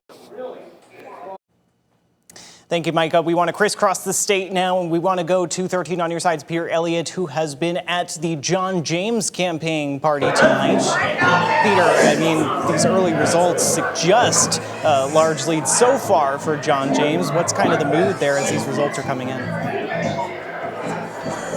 They really do, Josh. This crowd is picking up on those early results. You can see people checking their phones and feeling pretty good here about how it's looking for John James. This is exactly what the polling suggested, that he would have a pretty overwhelming lead over Perry Johnson. You can feel the mood lifting up. We were told that there could be a call coming in here at some point. We are expecting John James to potentially be up here on this stage in the next perhaps 45 minutes or so, giving what could be a victory speech. John James looking increasingly likely as the Republican nominee for governor here in the state of Michigan. This is going to be the podium where he will be speaking at. You can see the placard right here that says pretty clearly, "Stop Socialism, Save Michigan." He's not facing progressive Abdul El-Sayed in this race, but you'd be forgiven for thinking so, because a lot of Republicans have been running against El-Sayed's message here. So much of the focus here, even at this rally, has been on the U.S. Senate primary between Haley Stevens and Abdul El-Sayed. Of course, those watch parties happening elsewhere in Michigan, but that's a real focus. A lot of the Republicans painting Democrats as far left and radical. That's something that John James has done throughout this campaign, even though now we know he will be facing Jocelyn Benson, the former Secretary of State. She is far from the kind of progressive that Abdul El-Sayed has been. We've been talking with voters here. They've said a similar thing. They rejecting socialism. They say voting for John James is a repudiation of that. We've been speaking with voters. I want to share with you a clip. We spoke with one voter. His name is Marcus Bowman. He is a school board trustee in the city of Pontiac. He knows James personally, has spoken with him in the past. He says he has been a good representative for his constituents in Congress, and pointed to specifically his experience as being the reason why he voted for him today. Experience, learning the playing field, understanding the people, understanding the needs and the concerns of what, the Michiganders need right now, and the climate that America is in. We're at a great point right now with great leadership in the White House, and we're just trickling down to the State House, where we're going to do some big things with John James under his leadership. John James could be putting his political career on the line here. He is giving up a seat in Congress here for the governor's office here. That is a pretty big move here. Also seen nationally too, giving up a pretty swing district here right on the east side. But it looks like right now there are staffers who are getting ready for John James to potentially take the stage as we look at these early results that have come in, all favoring John James and his race against Perry Johnson. We could be seeing a pretty major call in this race shortly. We'll keep you posted when we do, and certainly when John James takes this stage, potentially in the next couple of minutes as the presumptive, likely Republican nominee for governor here in the state of Michigan. For now, reporting live in Sterling Heights, I'm Peter Elliott, 13 on your side. And as soon as there are any developments, we will go back live to Peter. Thank you. Right now, though, I'm with John Truscott, our expert analyst, and you have been watching everything. Anything that you noticed that stands out to you right now as the results are coming in? A couple of things, a general level of excitement, a general level of fear, kind of all mixed up into one. There have been a lot of things that have not made it out in the public yet, and they're starting to hit online, digitally. Okay. Challenges to candidates, things that they've said in the past. But I think the one thing that I've been watching is, as there was kind of a fear, is there going to be a problem with the election system? It's operating exactly as it should. So we haven't seen anything. I know we've been watching here locally. We heard the Muskegon County Clerk say there have been no problems at all. Yeah. We haven't seen anything. I'm really glad to see that. We're doing some work for a group called Pillars of the Community. Tell us about that. They're active in a number of states. What we do is go and recruit respected people in the community, people that are trusted, and say, come in and inspect the system, take a look, pressure test it. Yeah. If you have any questions, now's the time to do it. Be skeptical. And what we saw, especially here in Kent County and the city of Grand Rapids, did an event about 2 weeks ago, and they showed how the whole system works. It was a great display of how things work, how it's supposed to go, and how they fix problems if they do crop up. And that really does affect the mood of the electorate. It does. I think it reinstills faith that people have in the system. Hopefully it'll encourage them to go vote in the general election and have faith that the results are what they say they are. Okay, now let's go back to the results that we're hearing now, the U.S. Senate and then also the gubernatorial race for the Republican. What is your take on this? El Sayed has been kind of the ringleader, the front runner the whole time. I've been seeing some stuff tonight that the Stevens campaign put out of supporters in Detroit saying really good things about her. It's like, why didn't we see that during the campaign? It's really good testimonials of Detroiters of things that she had done for them. So I think her campaign missed the mark, and El Sayed ran a pretty darn good campaign. And we talked about social media and also his influence on younger voters as well. But, as we're seeing the numbers come in, we'll find out. Yeah, and the thing is with that digital, your algorithm gets in a certain way feeding you information that's just reinforced time and again. So I would encourage people heading into the general, take a broader look at other sources that are out there, and really educate yourself on the candidates. Just like we heard Dr. Leek saying to our expert on social media. Yes. Okay, right now we want to go back to the Abdul El Sayed watch party right now. 13 on your sides, Nick Nelson is there live. And Nick, what's going on there? Yeah, there are still a lot of supporters that are here on the floor that are excited. There have been a number of speakers as well. I'm going to step out of the frame so you can take a look at some of the crowd that is gathered here. You can see hundreds of supporters here. We were just looking at some of the monitors here. Twitch streamer Hassan Piker is here, has been going live on various platforms here, as you know. He's been sort of a controversial figure in the Abdul El Sayed campaign, appearing on, with Abdul El Sayed appearing on several streams with him. We've talked about kind of that new media, that new social media energy that the Abdul El Sayed campaign has really tacked onto throughout the campaign, particularly in these last few weeks, with several polls showing him actually pulling ahead of Haley Stevens. We're hearing another cheer now. I believe that's for some congressional seats here in the Detroit area. A lot of races that some of these folks are very excited about. And as we've seen, there have been a number of speakers that have been here. A representative with the UAW spoke a few minutes ago, as well as somebody, I believe, at the Michigan Nurses Association. So a little bit of that union support for Abdul El Sayed, as well as we continue to wait on some results. We've got some results in about 22% of the vote. Abdul El Sayed is leading, but it should be noted that since it's come back to us, Haley Stevens has narrowed the gap a little bit here. So we are going to continue to monitor what's going on here with the numbers in Detroit. And as soon as we hear from more speakers, or even hear from the candidate himself, whether he wins or loses tonight, we will bring that to you. Reporting live, Nick Nelson, 13 on your side. Nick, thank you for that update. And once again, we do have reporters at every single campaign watch party in the east side of the state. As soon as there are any developments, we're going to go right live to them so we can keep you updated, as well as the latest results. But right now, we're going to take a quick break, regroup. We'll be right back.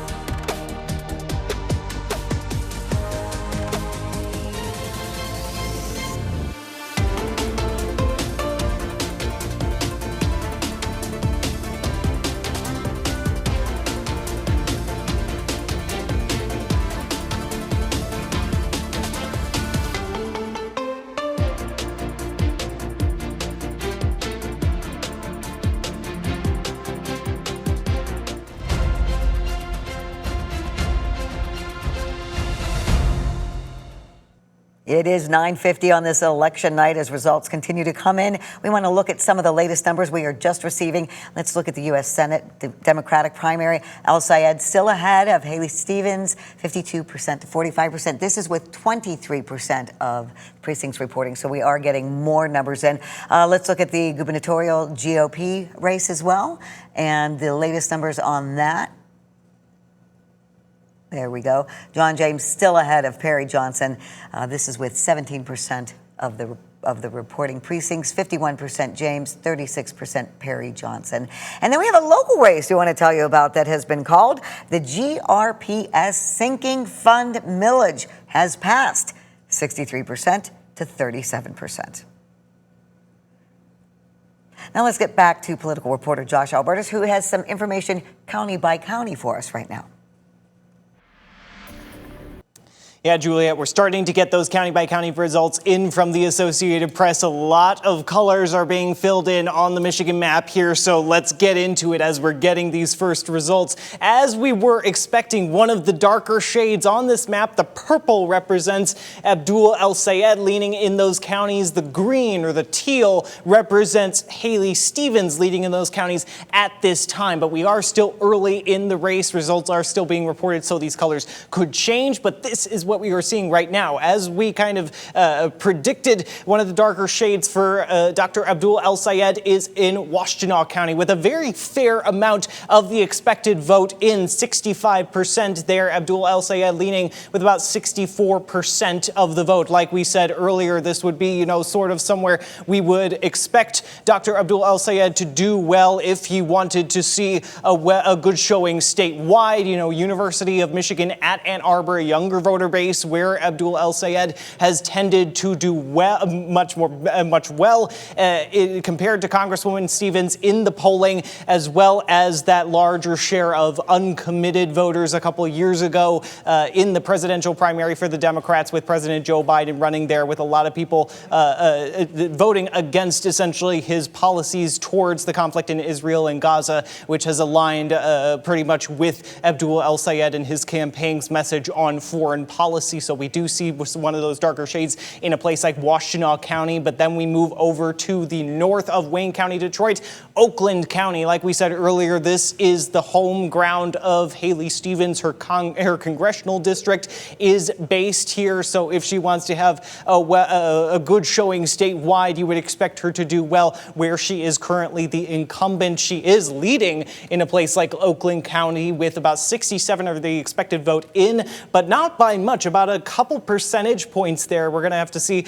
if that changes, but we are, of course, also watching all-important Wayne County, home to Detroit and the biggest expected voter base of the Democratic Party by far. Very, very few results in so far there. Just 4% of the expected vote, with Abdul El Sayed currently leading there, but it could make all the difference depending on which way Wayne County swings as they get more results in. But you notice these colors, it's just, a flat surface. But like we're saying here, Wayne County, a lot of results not in. These gray bubbles, they represent the expected amount of votes that have not been counted yet. And you see in Wayne County, by far the largest bubble that we are expecting to see Democratic votes come in, and what that may do to the race. So still a lot to be seen. If you look at what has been counted so far, you may have seen many of those colors on the map a second ago, but when it comes to the actual votes that have been returned, very, very few in a lot of these counties outside of a place like Oakland, outside of a place like Washtenaw. And we are getting some results in from Kent County. About a quarter, 23% of the expected vote has been counted, with Dr. Abdul El Sayed leading at about 53% there. That's the state of the race when it comes to the U.S. Senate primary for Democrats. We are, of course, also watching the governor's race for Republicans. You remember earlier in the night, Democratic Secretary of State Jocelyn Benson was called by the Associated Press, projected to win the Democratic nomination for governor. But when it comes to the Republican nomination for governor, we are still seeing that work its way out. We are seeing a lot of red on this map. That is representing where Congressman John James is leading at the moment, and that greenish, yellowish color is where Perry Johnson is leading. And like we were getting a lot of votes out of of Oakland and Washtenaw for the Democratic primary so far. In Senate, we are seeing a similar picture when it comes to that outer ring of counties outside of Detroit in the governor's race so far. Oakland County, about 62% reporting. Congressman James is ahead with about 52% of the vote there. In his home county, is this home congressional county of Macomb. He is currently leading with about 52%, but a lot of vote to be counted there is expected. In a place like Washtenaw, he is also leading, but you want to go to the uncounted votes again. All of those are uncounted votes that we are still waiting to see how this race shapes up and how all of these bubbles could factor into the race and tip it towards one side or the other. So still at this point, pretty early stage in the race, but we are going to keep watching those results. But for now, Juliet, we are going to go back to you with one of our in-studio political experts for more insight on these races. Josh, I'm with Dr. Doug Copeman, and we have been watching all these numbers, a lot to digest there. But let's talk specifically about the U.S. Senate Democratic primary. Yeah. What are you seeing? So you're seeing interesting, the county by county things are very interesting things. But think about what's within each of those counties. If they're counties of higher education, University of Michigan there, El Sayed is doing well. So I would want to do a regression, as the political scientists talk about, is that the educational level of each county or every city, and my guess is the higher the educational level, the more graduate degrees and things like that, the better El Sayed does, which is a little bit of a description of the new Democratic establishment is the well-educated, social scientists, those kinds of people that he is doing well with. But then you look at working class, Haley Stevens still has some strength there. And the counties, out counties, she's winning those out counties by a little bit. Now most of those counties don't have a large population. Wayne County, to me, is the wild card. Yes. Does Haley Stevens keep her margin there? What happens to Wayne County? Because that's a boatload of Democratic votes in Wayne County. And, if she can get a large enough margin there, that can help her out as she's losing a little bit to El Sayed in these higher education counties where universities are. So that's the interesting thing to me. So even the demographic subgroups of the Democratic Party. And that's something we'll be analyzing for a long time. Also, there is a race in the Lansing area that you've been talking about that you're watching. There is, and it's been on people's radar for a few weeks, but it's the Democratic primary to run against Tom Barrett, the Republican. Yes. It's the 7th U.S. House district. And there are 3 viable candidates who seem to be about equal in the polls. And the early returns tonight have the most progressive candidate, who is the leader of some of these grassroots groups on the progressive side, has about 40% of the vote, and the other 2, including Bridget Brink, who is an East Grand Rapids native, are getting about 30% each. So I'm really looking at that to see one dynamic is you have a couple of mainstream or establishment candidates, and you have one, an outlier sort of candidate on the progressive side. Those are the places that the progressive candidate is winning. Is that a pattern that we're seeing statewide? And I think it probably will be a pattern if it's a multi-candidate primary. Well, let's talk a little bit more about social media, because we have it's been a big topic tonight, and it's really been important in this election. It has been very important, and there is this sense of, if you're just watching TV, you're not getting enough, and if you're doing a few Facebook things or whatever, that's probably not even enough anymore. But so much of the energy is these self-selected, very narrow-minded groups, and then it's the coalition of these narrow interests who rally around a candidate. So you're putting together a collection, a hodgepodge of issues that maybe not collectively actually logically have to be together, but that's how people are winning. They're putting together a bunch of these smaller grassroots networks, and they all agree that this is the outsider who's going to change things up. Which it seems to be the change thing up from the grassroots night. And something that Dr. Leek, our social media expert, had mentioned earlier is that what they put on now, though, is going to stay with them all the way through the November election, really forever. The thing about social media is that's forever. You can go back, the Wayback Machines, you can capture things, and so whatever you said will be found, and the most embarrassing thing will be put in the most embarrassing light for a lot of these candidates. And that'll be a new challenge that typically doesn't really happen in primaries. You don't have enough time, you don't have enough talent, you don't have enough money to make that happen. But now we have 3 months until the general.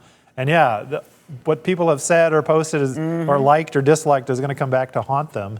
And then we'll see what happens. Any other observations tonight as you are looking at numbers and looking at the various races tonight?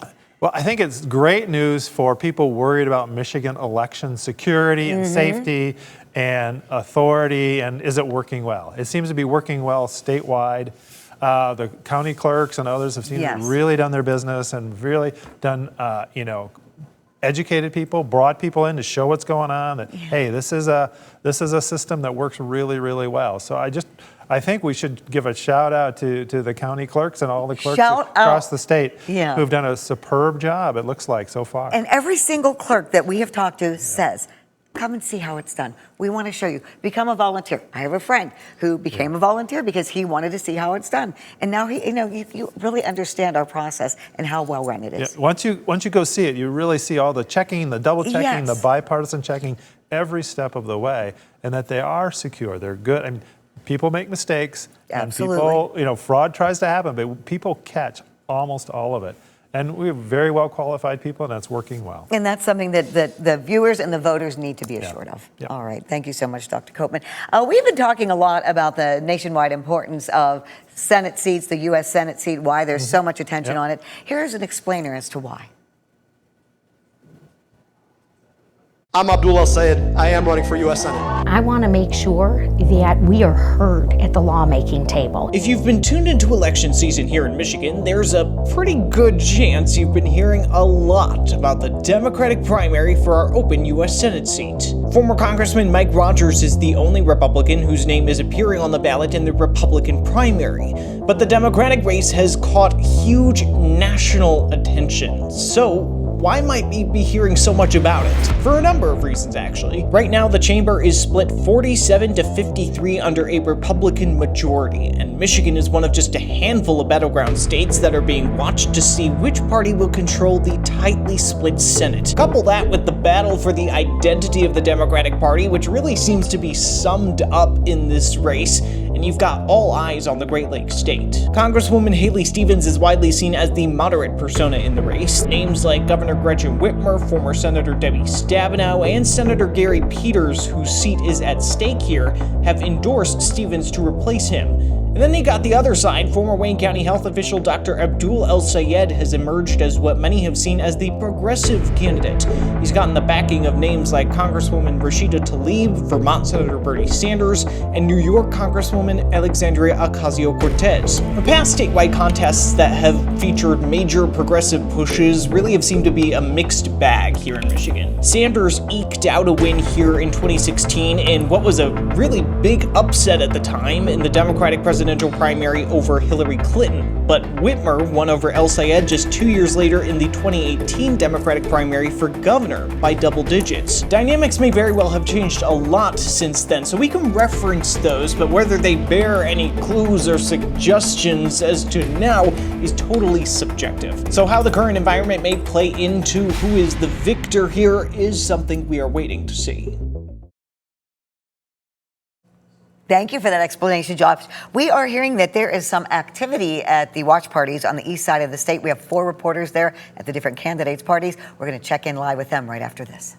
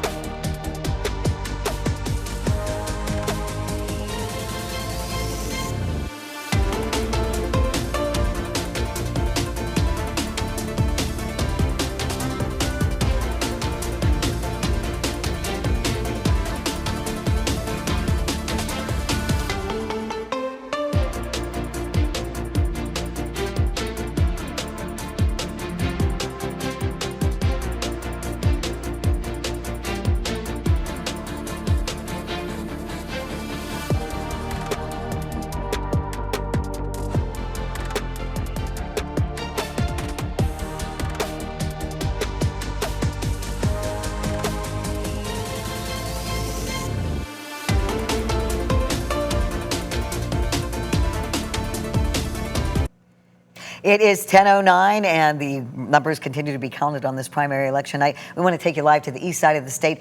Our Jordan Hatfield is at the Perry Johnson Watch Party. And Jordan, what's going on there?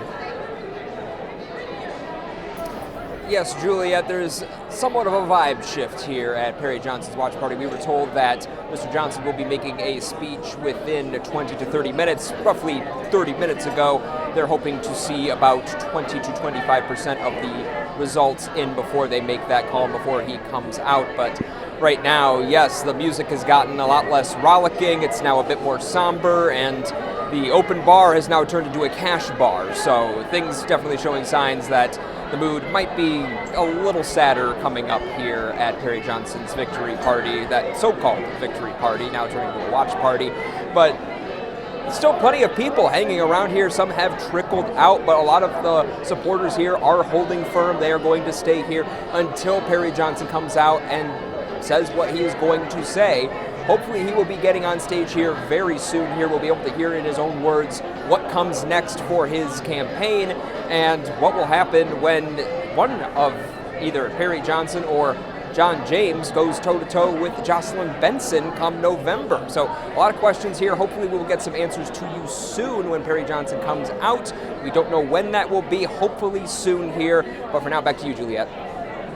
Thank you, Jordan. Of course, Perry Johnson is the candidate running against John James. And let's go now to the John James Watch Party, where 13 on your side's Peter Elliott is, and the vibe there, the mood there tonight, Peter. Certainly more buoyant, Juliet, than it might be over at the Perry Johnson Watch Party out there in Troy. A lot of people excited. Currently right now massing around the stage here. I'll have you take a look there. We are anticipating John James to potentially speak at some point in the coming minutes. We don't have an exact time, but as you and Josh have certainly discussed, the results in John James's favor so far. The AP results give him a substantial lead so far, so it really looks like it's only a matter of minutes until this race is called in John James's favor. We are seeing campaign signs being passed out, other memorabilia around.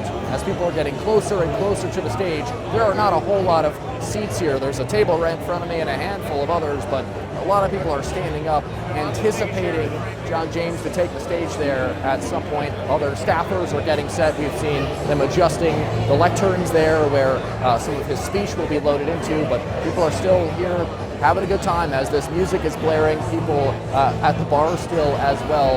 It is 10:12. We've talked about maybe being here later on in the day, but with the way the polling was indicating this race, it looked like this race would be called relatively early on in the night. John James had such an overwhelming lead here in the polls, all of them indicating that he would take this race. His name recognition there, of course, his endorsement from President Trump.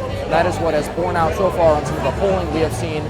Certainly in Detroit, he has ramped up the numbers in this area and in the 10th congressional district. So we'll see what happens here. At some point, we are expecting him to take the stage. When he does, we will take that speech for you here on 13 on your side. For now, reporting at his watch party in Sterling Heights, an excited fan base of John James supporters. I'm Peter Elliott, 13 on your side. All right, Peter, thank you. We want to update you now on that U.S. Senate race, the Democratic primary. Nick Nelson is at Abdul El-Sayed's watch party. And Nick, what's the mood there? Yeah, Juliet, the mood remains high here at Abdul El-Sayed's watch party as he continues to maintain a lead. I want to show you a little bit of what the crowd is looking like behind me. You can still see hundreds of Abdul El-Sayed supporters here continuing to mingle about, occasionally giving out the cheer when they look at some of the results that are coming in from the U.S. Senate race, where, as I said, Abdul El-Sayed continues to maintain a lead, as well as some of the Metro Detroit U.S. House races that are also getting some excitement from some of the supporters that have gathered here as well. As we said, he remains on top. It is still, however, very early in the race. There still isn't even 30% of the vote in statewide, so there is still a lot of vote to go. So there are still a lot of unanswered questions as to what kind of ballots are being counted right now, and in what areas we can look at maybe where some candidates are doing better. I can can say right now, in the Grand Rapids area and the Kent County area, that's where Abdul El-Sayed is continuing to lead over a few points with Haley Stevens. Haley Stevens actually doing better in kind of the metropolitan Detroit area, in places like Oakland County, as well as Wayne County, where she holds kind of a slight lead right now. So we are still waiting on quite a few votes. As Josh mentioned, some of these counties may take some time before we learn exactly what's going on with those. I have spoken with some campaign officials who say that they are waiting for Abdul El-Sayed to take the stage. We are hearing a number of applause here as people kind of it's reassured on some of the screens here that Abdul El-Sayed continues to stay in the lead. Again, we spoke with some campaign officials who said they will let us know whenever Abdul El-Sayed may take the stage here tonight. So once we know when he'll be speaking, we will bring that to you. But for now, reporting live, Nick Nelson, 13 on your side. Thank you. And we are looking at the latest numbers from the AP. They do show El-Sayed ahead 51% to 45%. We want to bring in now our social media expert, Dr. Danielle Leake of Johns Hopkins University. And Dr. Leake, you're hearing this about El-Sayed, and we've been talking about the progressive candidate, the young vote. What are you seeing now based on these numbers and what we're seeing on social media tonight? Well, we do know that there is still a lot of excitement on social media, but also a lot of anxiety as we're watching these numbers go back and forth, closer and closer. Some concern that maybe there's still a race to be had between the two candidates, and also some anxiety about whether or not the influencers who are showing up at the party might have a negative impact if El-Sayed does win this primary election. As you know, he's had a few content creators and influencers who are contributing to the sense that he may not be able to do so well in a general election. So we're seeing some chatter about that on the actual platforms. It'll be interesting to see what happens and who he keeps by his side if he wins tonight. Let's talk more about the influencers because, that's what people are listening to. That's what people are looking at. Once again, it could be a good thing or a bad thing if you're an influencer.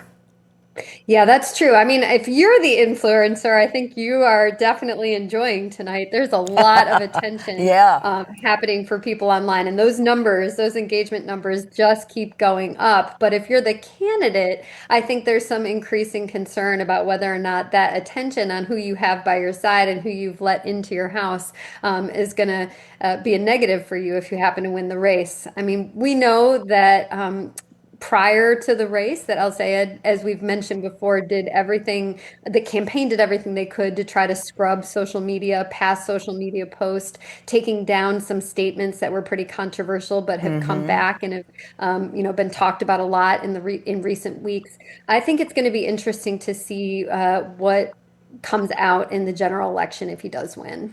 And, nonetheless, like his strategy to get the younger voter as a progressive candidate, if he does win, how does that translate into November? Well, I mean, I think one thing that we'll see is the continued, authentic self, admitting that we all have to be who we are and accept who we are, and that we have to be willing to acknowledge that sometimes we do things that we're that we may not always be proud of. That's part of what he's been all about throughout this race. And I think we'll see those kinds of authentic statements on social media. But I also think we're going to see a little bit more careful, held to the vest attention about who he spends time with. We might see we may see fewer of the let's create video at a pool party type posts. We might see a little bit more professional attention to the types of content that goes live in the general election. And if Haley Stevens should win the race, what would her approach be in November on social media? Well, that's a great question. I think that if she wants to see the kind of turnout that she'll need in order to win in the general election, she may have to take a play from her current opponent's book. And I think she's really going to strive to try to build bridges with younger voters and try to make a case online for why they need to be willing to turn out in her favor. Dr. Danielle Leake, thank you so much for your insight. Johns Hopkins University, formerly of Grand Valley State University. We'll check in with you later. Thank you. Thank you. Speaking of Haley Stevens, we want to go back to her watch party right now on the east side of the state. Reporter Steve Iwanek joins us now live with an update there. Are you seeing any more movement yet, Steve? Well, Juliet, not too much movement. It's been about the same as when we checked back in with you all about an hour ago. However, I did just speak with a staffer who did tell me that they are expecting no later than about midnight that the Congresswoman would be available and she would be coming up to the stage to talk to her supporters and the media tonight. Not exactly sure how the context of that speech would go, obviously. We're still learning the results as we go along, but it still could be a little bit longer so we hear from the Congresswoman. However, you keep looking at the data. I know you guys are constantly checking in on those results, but as every couple of minutes go by, we just start seeing here from the Stevens camp a little bit incrementally at a time. The gap is starting to shrink a little bit. She's doing pretty well in some of our bigger counties here in Michigan, at least in the early polling so far. And you can hear every time a new result comes in, some of the people out in the hotel lobby area, her supporters, get a little bit fired up because they know that maybe this could be an interesting race after all. And it really has been an interesting race over the course of the last few weeks. It's been heated at certain points of this contest. But, you know, we saw at the very beginning when the polls closed, Abdul El-Sayed had a pretty substantial margin over Stevens, but Stevens has built back in here. So I'm curious to see over the next hour or so when we reach you all at 11 o'clock, what does the situation look like here? Does Stevens gain more confidence? Does she take a lead in some important counties? But we'll have to just wait and see on that. But as of right now, we have not heard from the Congresswoman. But as I said before, a staffer told me that we should expect to hear from her by around midnight. So we'll just strap in, keep our eyes on those results, and bring those latest information to you as soon as we learn more. Back to you guys.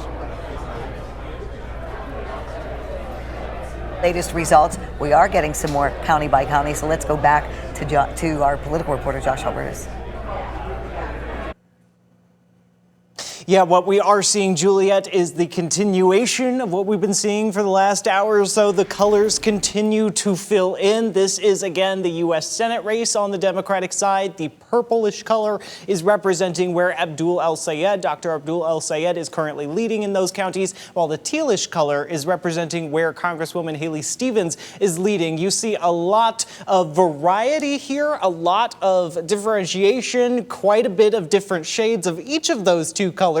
But what we currently see is a lead by a few percentage points for Dr. Abdul El-Sayed. And that's because while you see a lot of these different colors filling in the map, that's not necessarily, you know, it doesn't equate to vote share. So we actually see how many ballots are counted in each county. That's what these bubbles represent. So a lot of those counties you just saw had pure colors in them. They also are a lot of counties that do not have a lot of votes reported yet. So what we are seeing is a lot of reports out of some of the larger, more urban areas, such as a place like Washtenaw County, where we said Dr. Abdul El-Sayed was expected to do more well than the Congresswoman if he wanted to show well statewide with that college, that younger voting population at U of M Ann Arbor, and for other reasons as well. While the biggest bubble you currently see here in terms of results that have been returned is from Oakland County, the Congresswoman's home ground. That is where her congressional district is based, and you see that is the largest bubble of voters that has been returned so far, and that seems to be the buoy of Congresswoman Stevens' continued campaign right now. You are seeing she is leading in Oakland County with most of the expected vote in right now, about 73% in Oakland County, and she is leading there by but just a few thousand votes. So we're going to see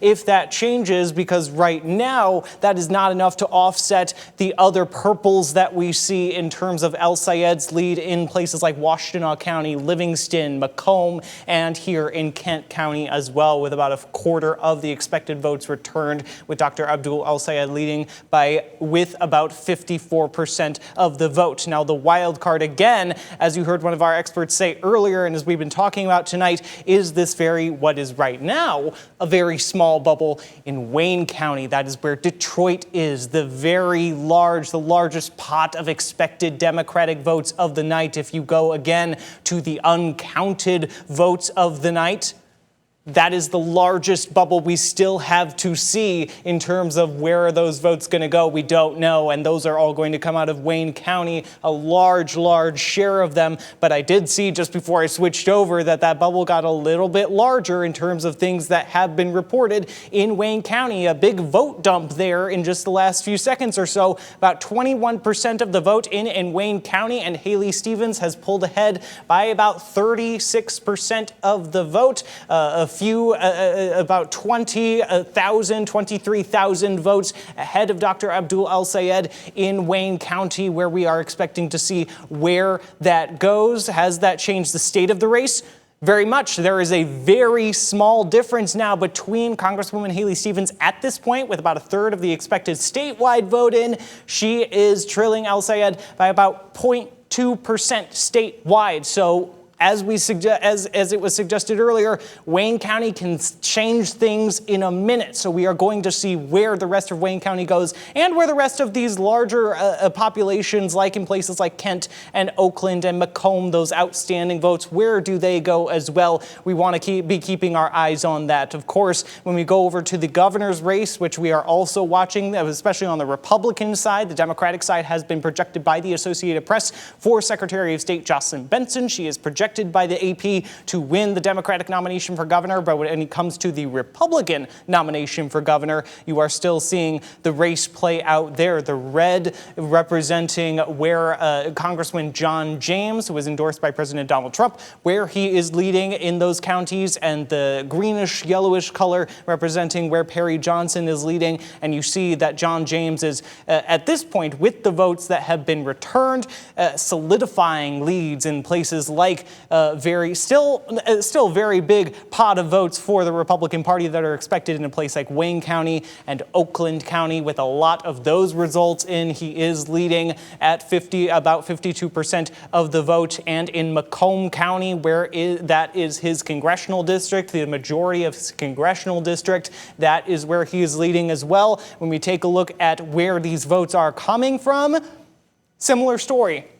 Most of them are coming out of Oakland County right now, with about 72% of the vote in so far. That is the big dump that we have seen. This, not so much. Wayne County is still very small. We got that big dump in the last few minutes on the Democratic Senate side. We have not seen that from the AP's reporting in the GOP governor's race. So we're still waiting to see how that will play out as well. But certainly Oakland County buoying the congressman's lead at the moment, as statewide, if we look at the statewide results, with about a quarter of the expected vote in, Congressman James is leading with about 50.2% of the vote, about half of the vote. We are going to continue to watch these results come in. We're going to continue to watch and see what role a place like Wayne County, will play in this race. We're going to keep seeing that play out as those results are returned. But for now, we're going to take a quick break, regroup, and we'll be back in a minute as we continue with our live analysis.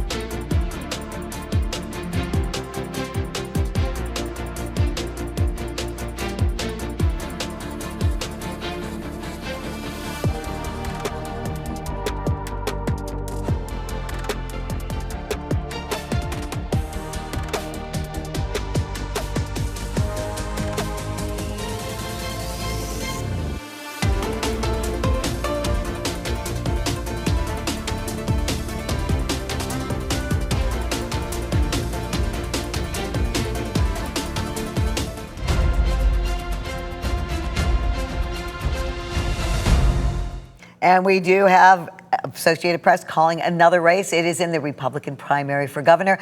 Do we have the numbers handy? There we do. Associated Press is calling the race for John James, 50% to Perry Johnson, 36%. Our Peter Elliott has been at that campaign watch party tonight with John James, so we're going to join him now live. And Peter, have you...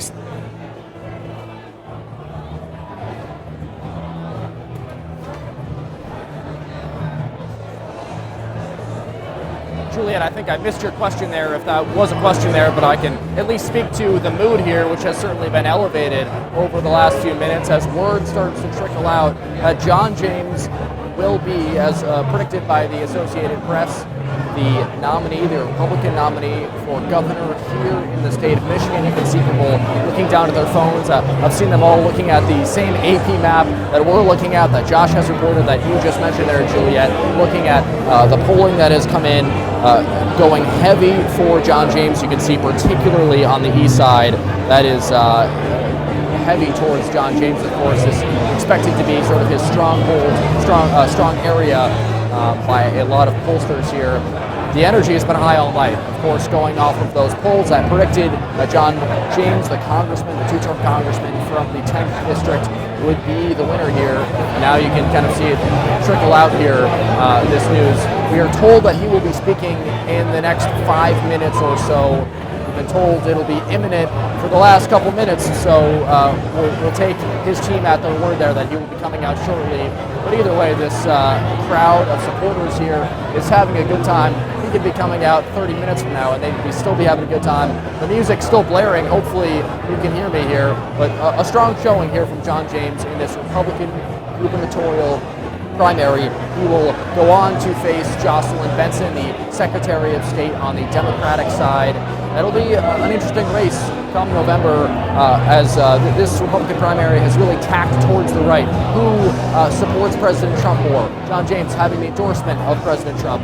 Jocelyn Benson isn't a candidate like we've seen in that U.S. Senate race, not as progressive as Abdul El-Sayed, probably not as moderate as Haley Stevens, perhaps somewhere in the middle. Both those candidates have pretty high name recognition. This is something that both of you talked about over the course of the night. Jocelyn Benson has served many years in office. John James as well, both 2 terms in Congress and major high-profile runs for statewide office, U.S. Senate in 2018, U.S. Senate in 2020. People are clapping here. They are chomping at the bit for John James to come out. And it looks like he should be coming out potentially in a moment here. For now, Juliet, I'll throw it back to you before we await his imminent arrival at the podium behind us. All right. Thank you so much, Peter. And if we can look at those numbers once again, Associated Press calls the race for John James for the Republican primary for governor. As we are looking at right now, the official numbers are 26%, but based on what Associated Press is seeing, John James, 50% of the vote. Perry Johnson, 36%. As you just heard Peter Elliott say, we are expecting John James to address his supporters any minute now. We're also hearing that Perry Johnson is expected to address his campaign watch party in a few moments as well. Right now, let's go back to you, Josh, and see what are you seeing from these numbers, and especially in this governor's race? Yeah, you saw that projection behind me as it came up just a few minutes ago, but election night has a way of drawing you in, but now we are seeing it clearly that the AP has called John James as the winner of the Republican gubernatorial primary for Michigan. So what is really driving that victory? Well, it's what we've seen throughout the night. The biggest bubble there. I've been talking about bubbles for many minutes now. The Oakland County is just such a buoy for John James at the moment. And I say at the moment as if 73% of the expected vote was not in a place like Oakland County. So he is about 17 points ahead in this very, very large voter share for the Republican Party. He is ahead in many of these larger population centers in a place like Kent County, in a place like Washtenaw County, in a place like Macomb County. He has leads in all of those places with votes still still expected, and we are still expecting a lot of vote out of a place like Wayne County, where about 2% of the expected votes in this race had been shown at this point. But the AP has called it, and the AP has projected that Perry Johnson will not be able to surpass that lead in a place like Oakland County, in a place like the other counties that we are seeing in favor of John James at the moment. So that is the latest major call that we have gotten in this state at this point in the night. We are still waiting. We are hearing that the Congressman James may be expected to speak soon, but we are still waiting for results in another very, very big race in this state right now, which of course is still continuing to be the Democratic primary for U.S. Senate. And as I've said throughout the night, a very large variety of colors between the green of Haley Stevens and the magenta of Dr. Abdul El-Sayed, and those continue to file in. But whether or not those votes are going to continue to play out that way, with the number of ballots that are expected to be uncounted that are not counted yet, but are expected to come in a place like Wayne County with that gigantic circle of expected uncounted votes, how that will sway the race. We've already seen at least one dump from Wayne County very much shake up the dynamic of this race so far, and whether that has continued is something to be seen. About 36% of expected votes counted, and we have what is still a pretty tight race at this point, within only a few percentage points, with Dr. Abdul El-Sayed leading with about 50% of the vote to about 56.5% for Congresswoman Haley Stevens statewide, and we are seeing her with a larger margin in the all-important pot of Wayne County and Detroit votes for the Democratic Party. That is a very important voter base for the Democratic Party, and we are seeing her pull ahead there, but that is still only about a quarter of the expected votes are in at this point. So whether that lead holds is really going to be one of the biggest questions of the night at this point, and whether or not we continue to see that, and whether or not that makes a difference in whether or not she's to overcome Dr. Abdul El-Sayed's lead that he's had throughout the night. She's still being buoyed by a slim margin in her congressional home area of Oakland County, with most of the votes, about 76% of the expected votes, coming in there at this point. We are still waiting, of course, on some of those other large population centers like Kent County, which is about halfway in at this point. Expected votes are in, and a place like Washtenaw County, where we could expect a larger vote share for Dr. Abdul El-Sayed to continue coming in, and how that may balance out some of the other areas that Congresswoman Stevens is pulling ahead right now in a place like Wayne County. So we're going to continue watching that. We're going to continue watching whether these candidates come out to address in the next few minutes. But for now, we're going to turn it over to Juliet with one of our in-studio experts. John Truscott is here now again. Any surprise about this? Not a surprise at all. We've watched the Republican primary, and John James just slowly consolidated the vote in the Republican primary. So we saw that coming as other people dropped out. The Trump endorsement just turbocharged that and pretty much finished it off. Not a surprise, but now he has to keep the Republican base. And the key with an election is, how do you grow from the base that you have? How do you? It is attraction, you know, how you grow those numbers, and that's what the campaign will be about. So what do you think with Jocelyn Benson? I mean, what do you see? What's the dynamic? What's going to happen next? You have really two kind of little more traditional candidates, party organized traditional candidates. I think you're going to probably start talking about debates pretty soon. When are they going to be? How are you going to do them? I think TV time, ad time is going to be really, really expensive, and a lot of it's already bought up, but you're going to see them nonstop across all of your platforms, TV, digital, everything, as they make their case to the voters. And we've mentioned this before about now the importance of debates, because that's how people are going to learn more about the details of them. How can you think on your feet? What do you really think when you're questioned and challenged? And I like it when the candidates can challenge each other a little bit back and forth and not just give canned answers. How quick are they on their feet? I think people want to see that they can adapt, they can move and change, and we will see how they do. And I'm hearing from my producer. Who are we going to right now? Okay, I thought we had somebody coming Sure. to address us. We have the 4 campaigns. Let's talk about the U.S. Senate Democratic primary Yeah. too. I mean, it's still pretty close, and Closer than any of the pundits were predicting that's at the this thing. point. It really is. I think it is close. Wayne County will determine yeah. it. It's the biggest vote, and it's always the latest to come in Mhm. because it's so large. But what you'll look at is which towns are coming in later. Is it Detroit or is it Livonia? You know, that makes a big difference in terms of where the vote totals are coming from. This really, I've been seeing a lot of tweets and a lot of material Yeah. coming, and people, and what Dr. Leek said is absolutely right. In that things that you have said in the past, they're still out there in the ether, and you can bet the opposition research people have it, and it's going to be trotted out day after day after day. So El Sayed is going to have some challenges coming with some of his positions and things he said, and I think more importantly, some of the people he's associated with. Yeah. Once people know who they are, what they stand for, they're not really supporters of our country. And I can see love of country, love of America, that sort of thing, 250th anniversary, that could all be a theme that really starts to play out and could be more important than ever in this cycle. And it'll be interesting to see the exact breakdown of numbers from West Michigan. Yeah. You know, he held a big rally here. He had his supporters, Bernie Sanders, AOC. You know, how did that play out in this? West Michigan has changed a lot in the last several cycles. It's not a solid Republican area anymore, although you get to Ottawa County, it's a little more solid. But, you know, in the Democratic primary, it has become West Michigan, Kent County has become a lot more influential.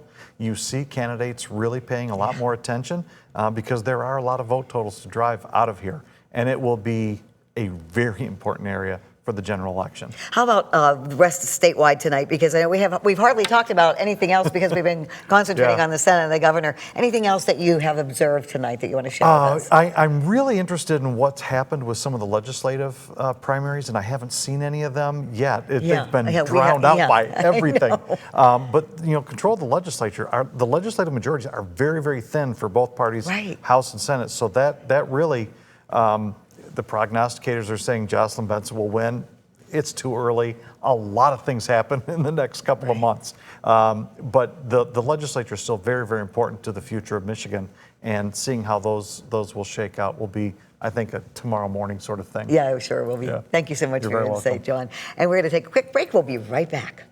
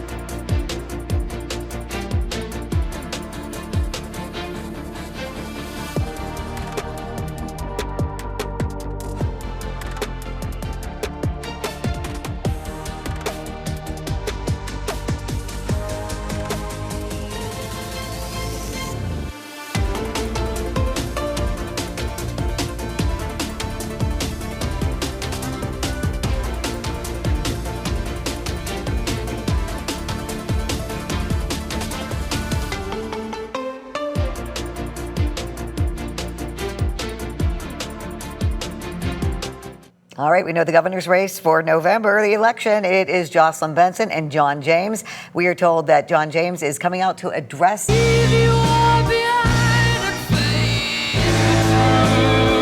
see a lot of movement going on there, Peter.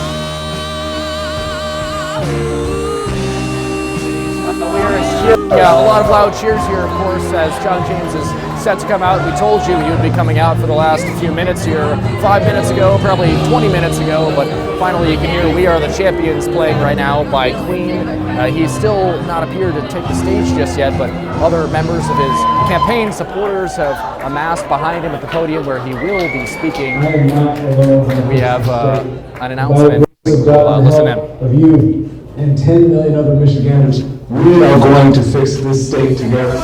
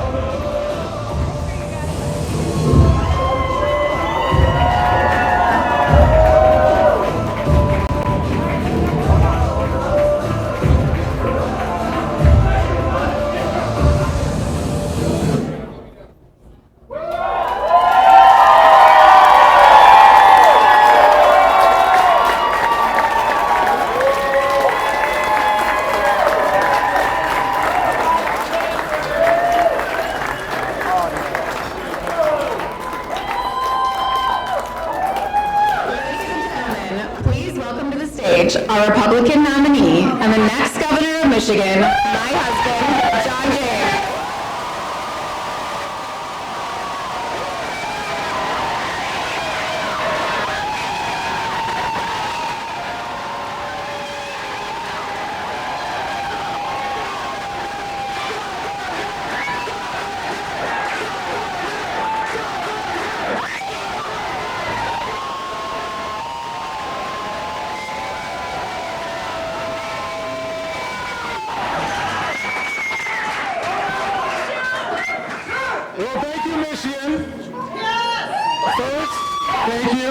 Thank you, and always, I want to thank Almighty God for every blessing in my life, for each opportunity, and for each one of you.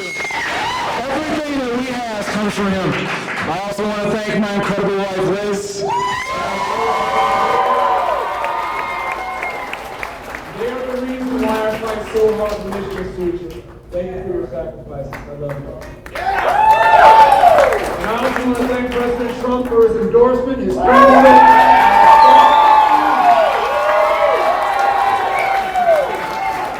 And his steadfast belief in the American people. And to every volunteer and supporter who poured your time, energy, and prayers into this cause, this victory belongs to you.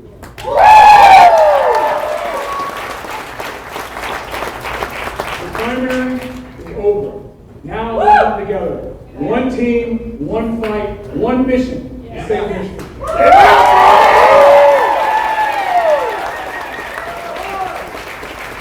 For those who supported me, thank you. And for those who did not, I'm going to work every single day to earn your trust. And to every Michigander who feels politically homeless, who loves the state, works hard, and believes in common sense and wonders whether anyone in government still sees you, I see you. I'm for you.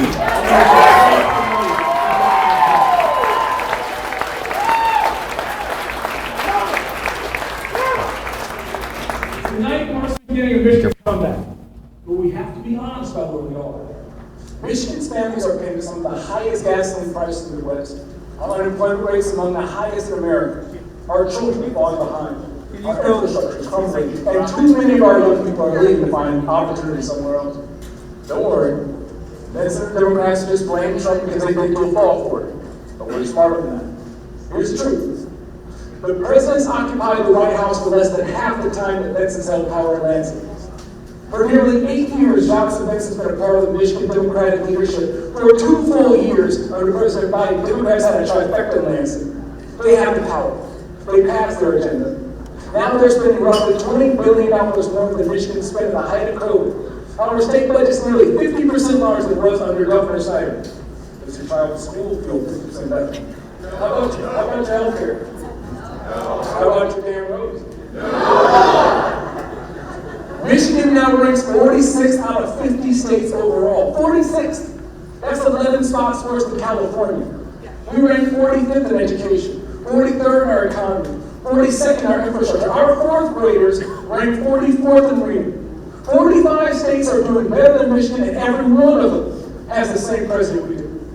Jocelyn Benson promises a new direction, but she's been a part of the leadership that got us lost in the first place. Now she's teaming up with Abdul El-Sayed, the Midwest Mount Downey,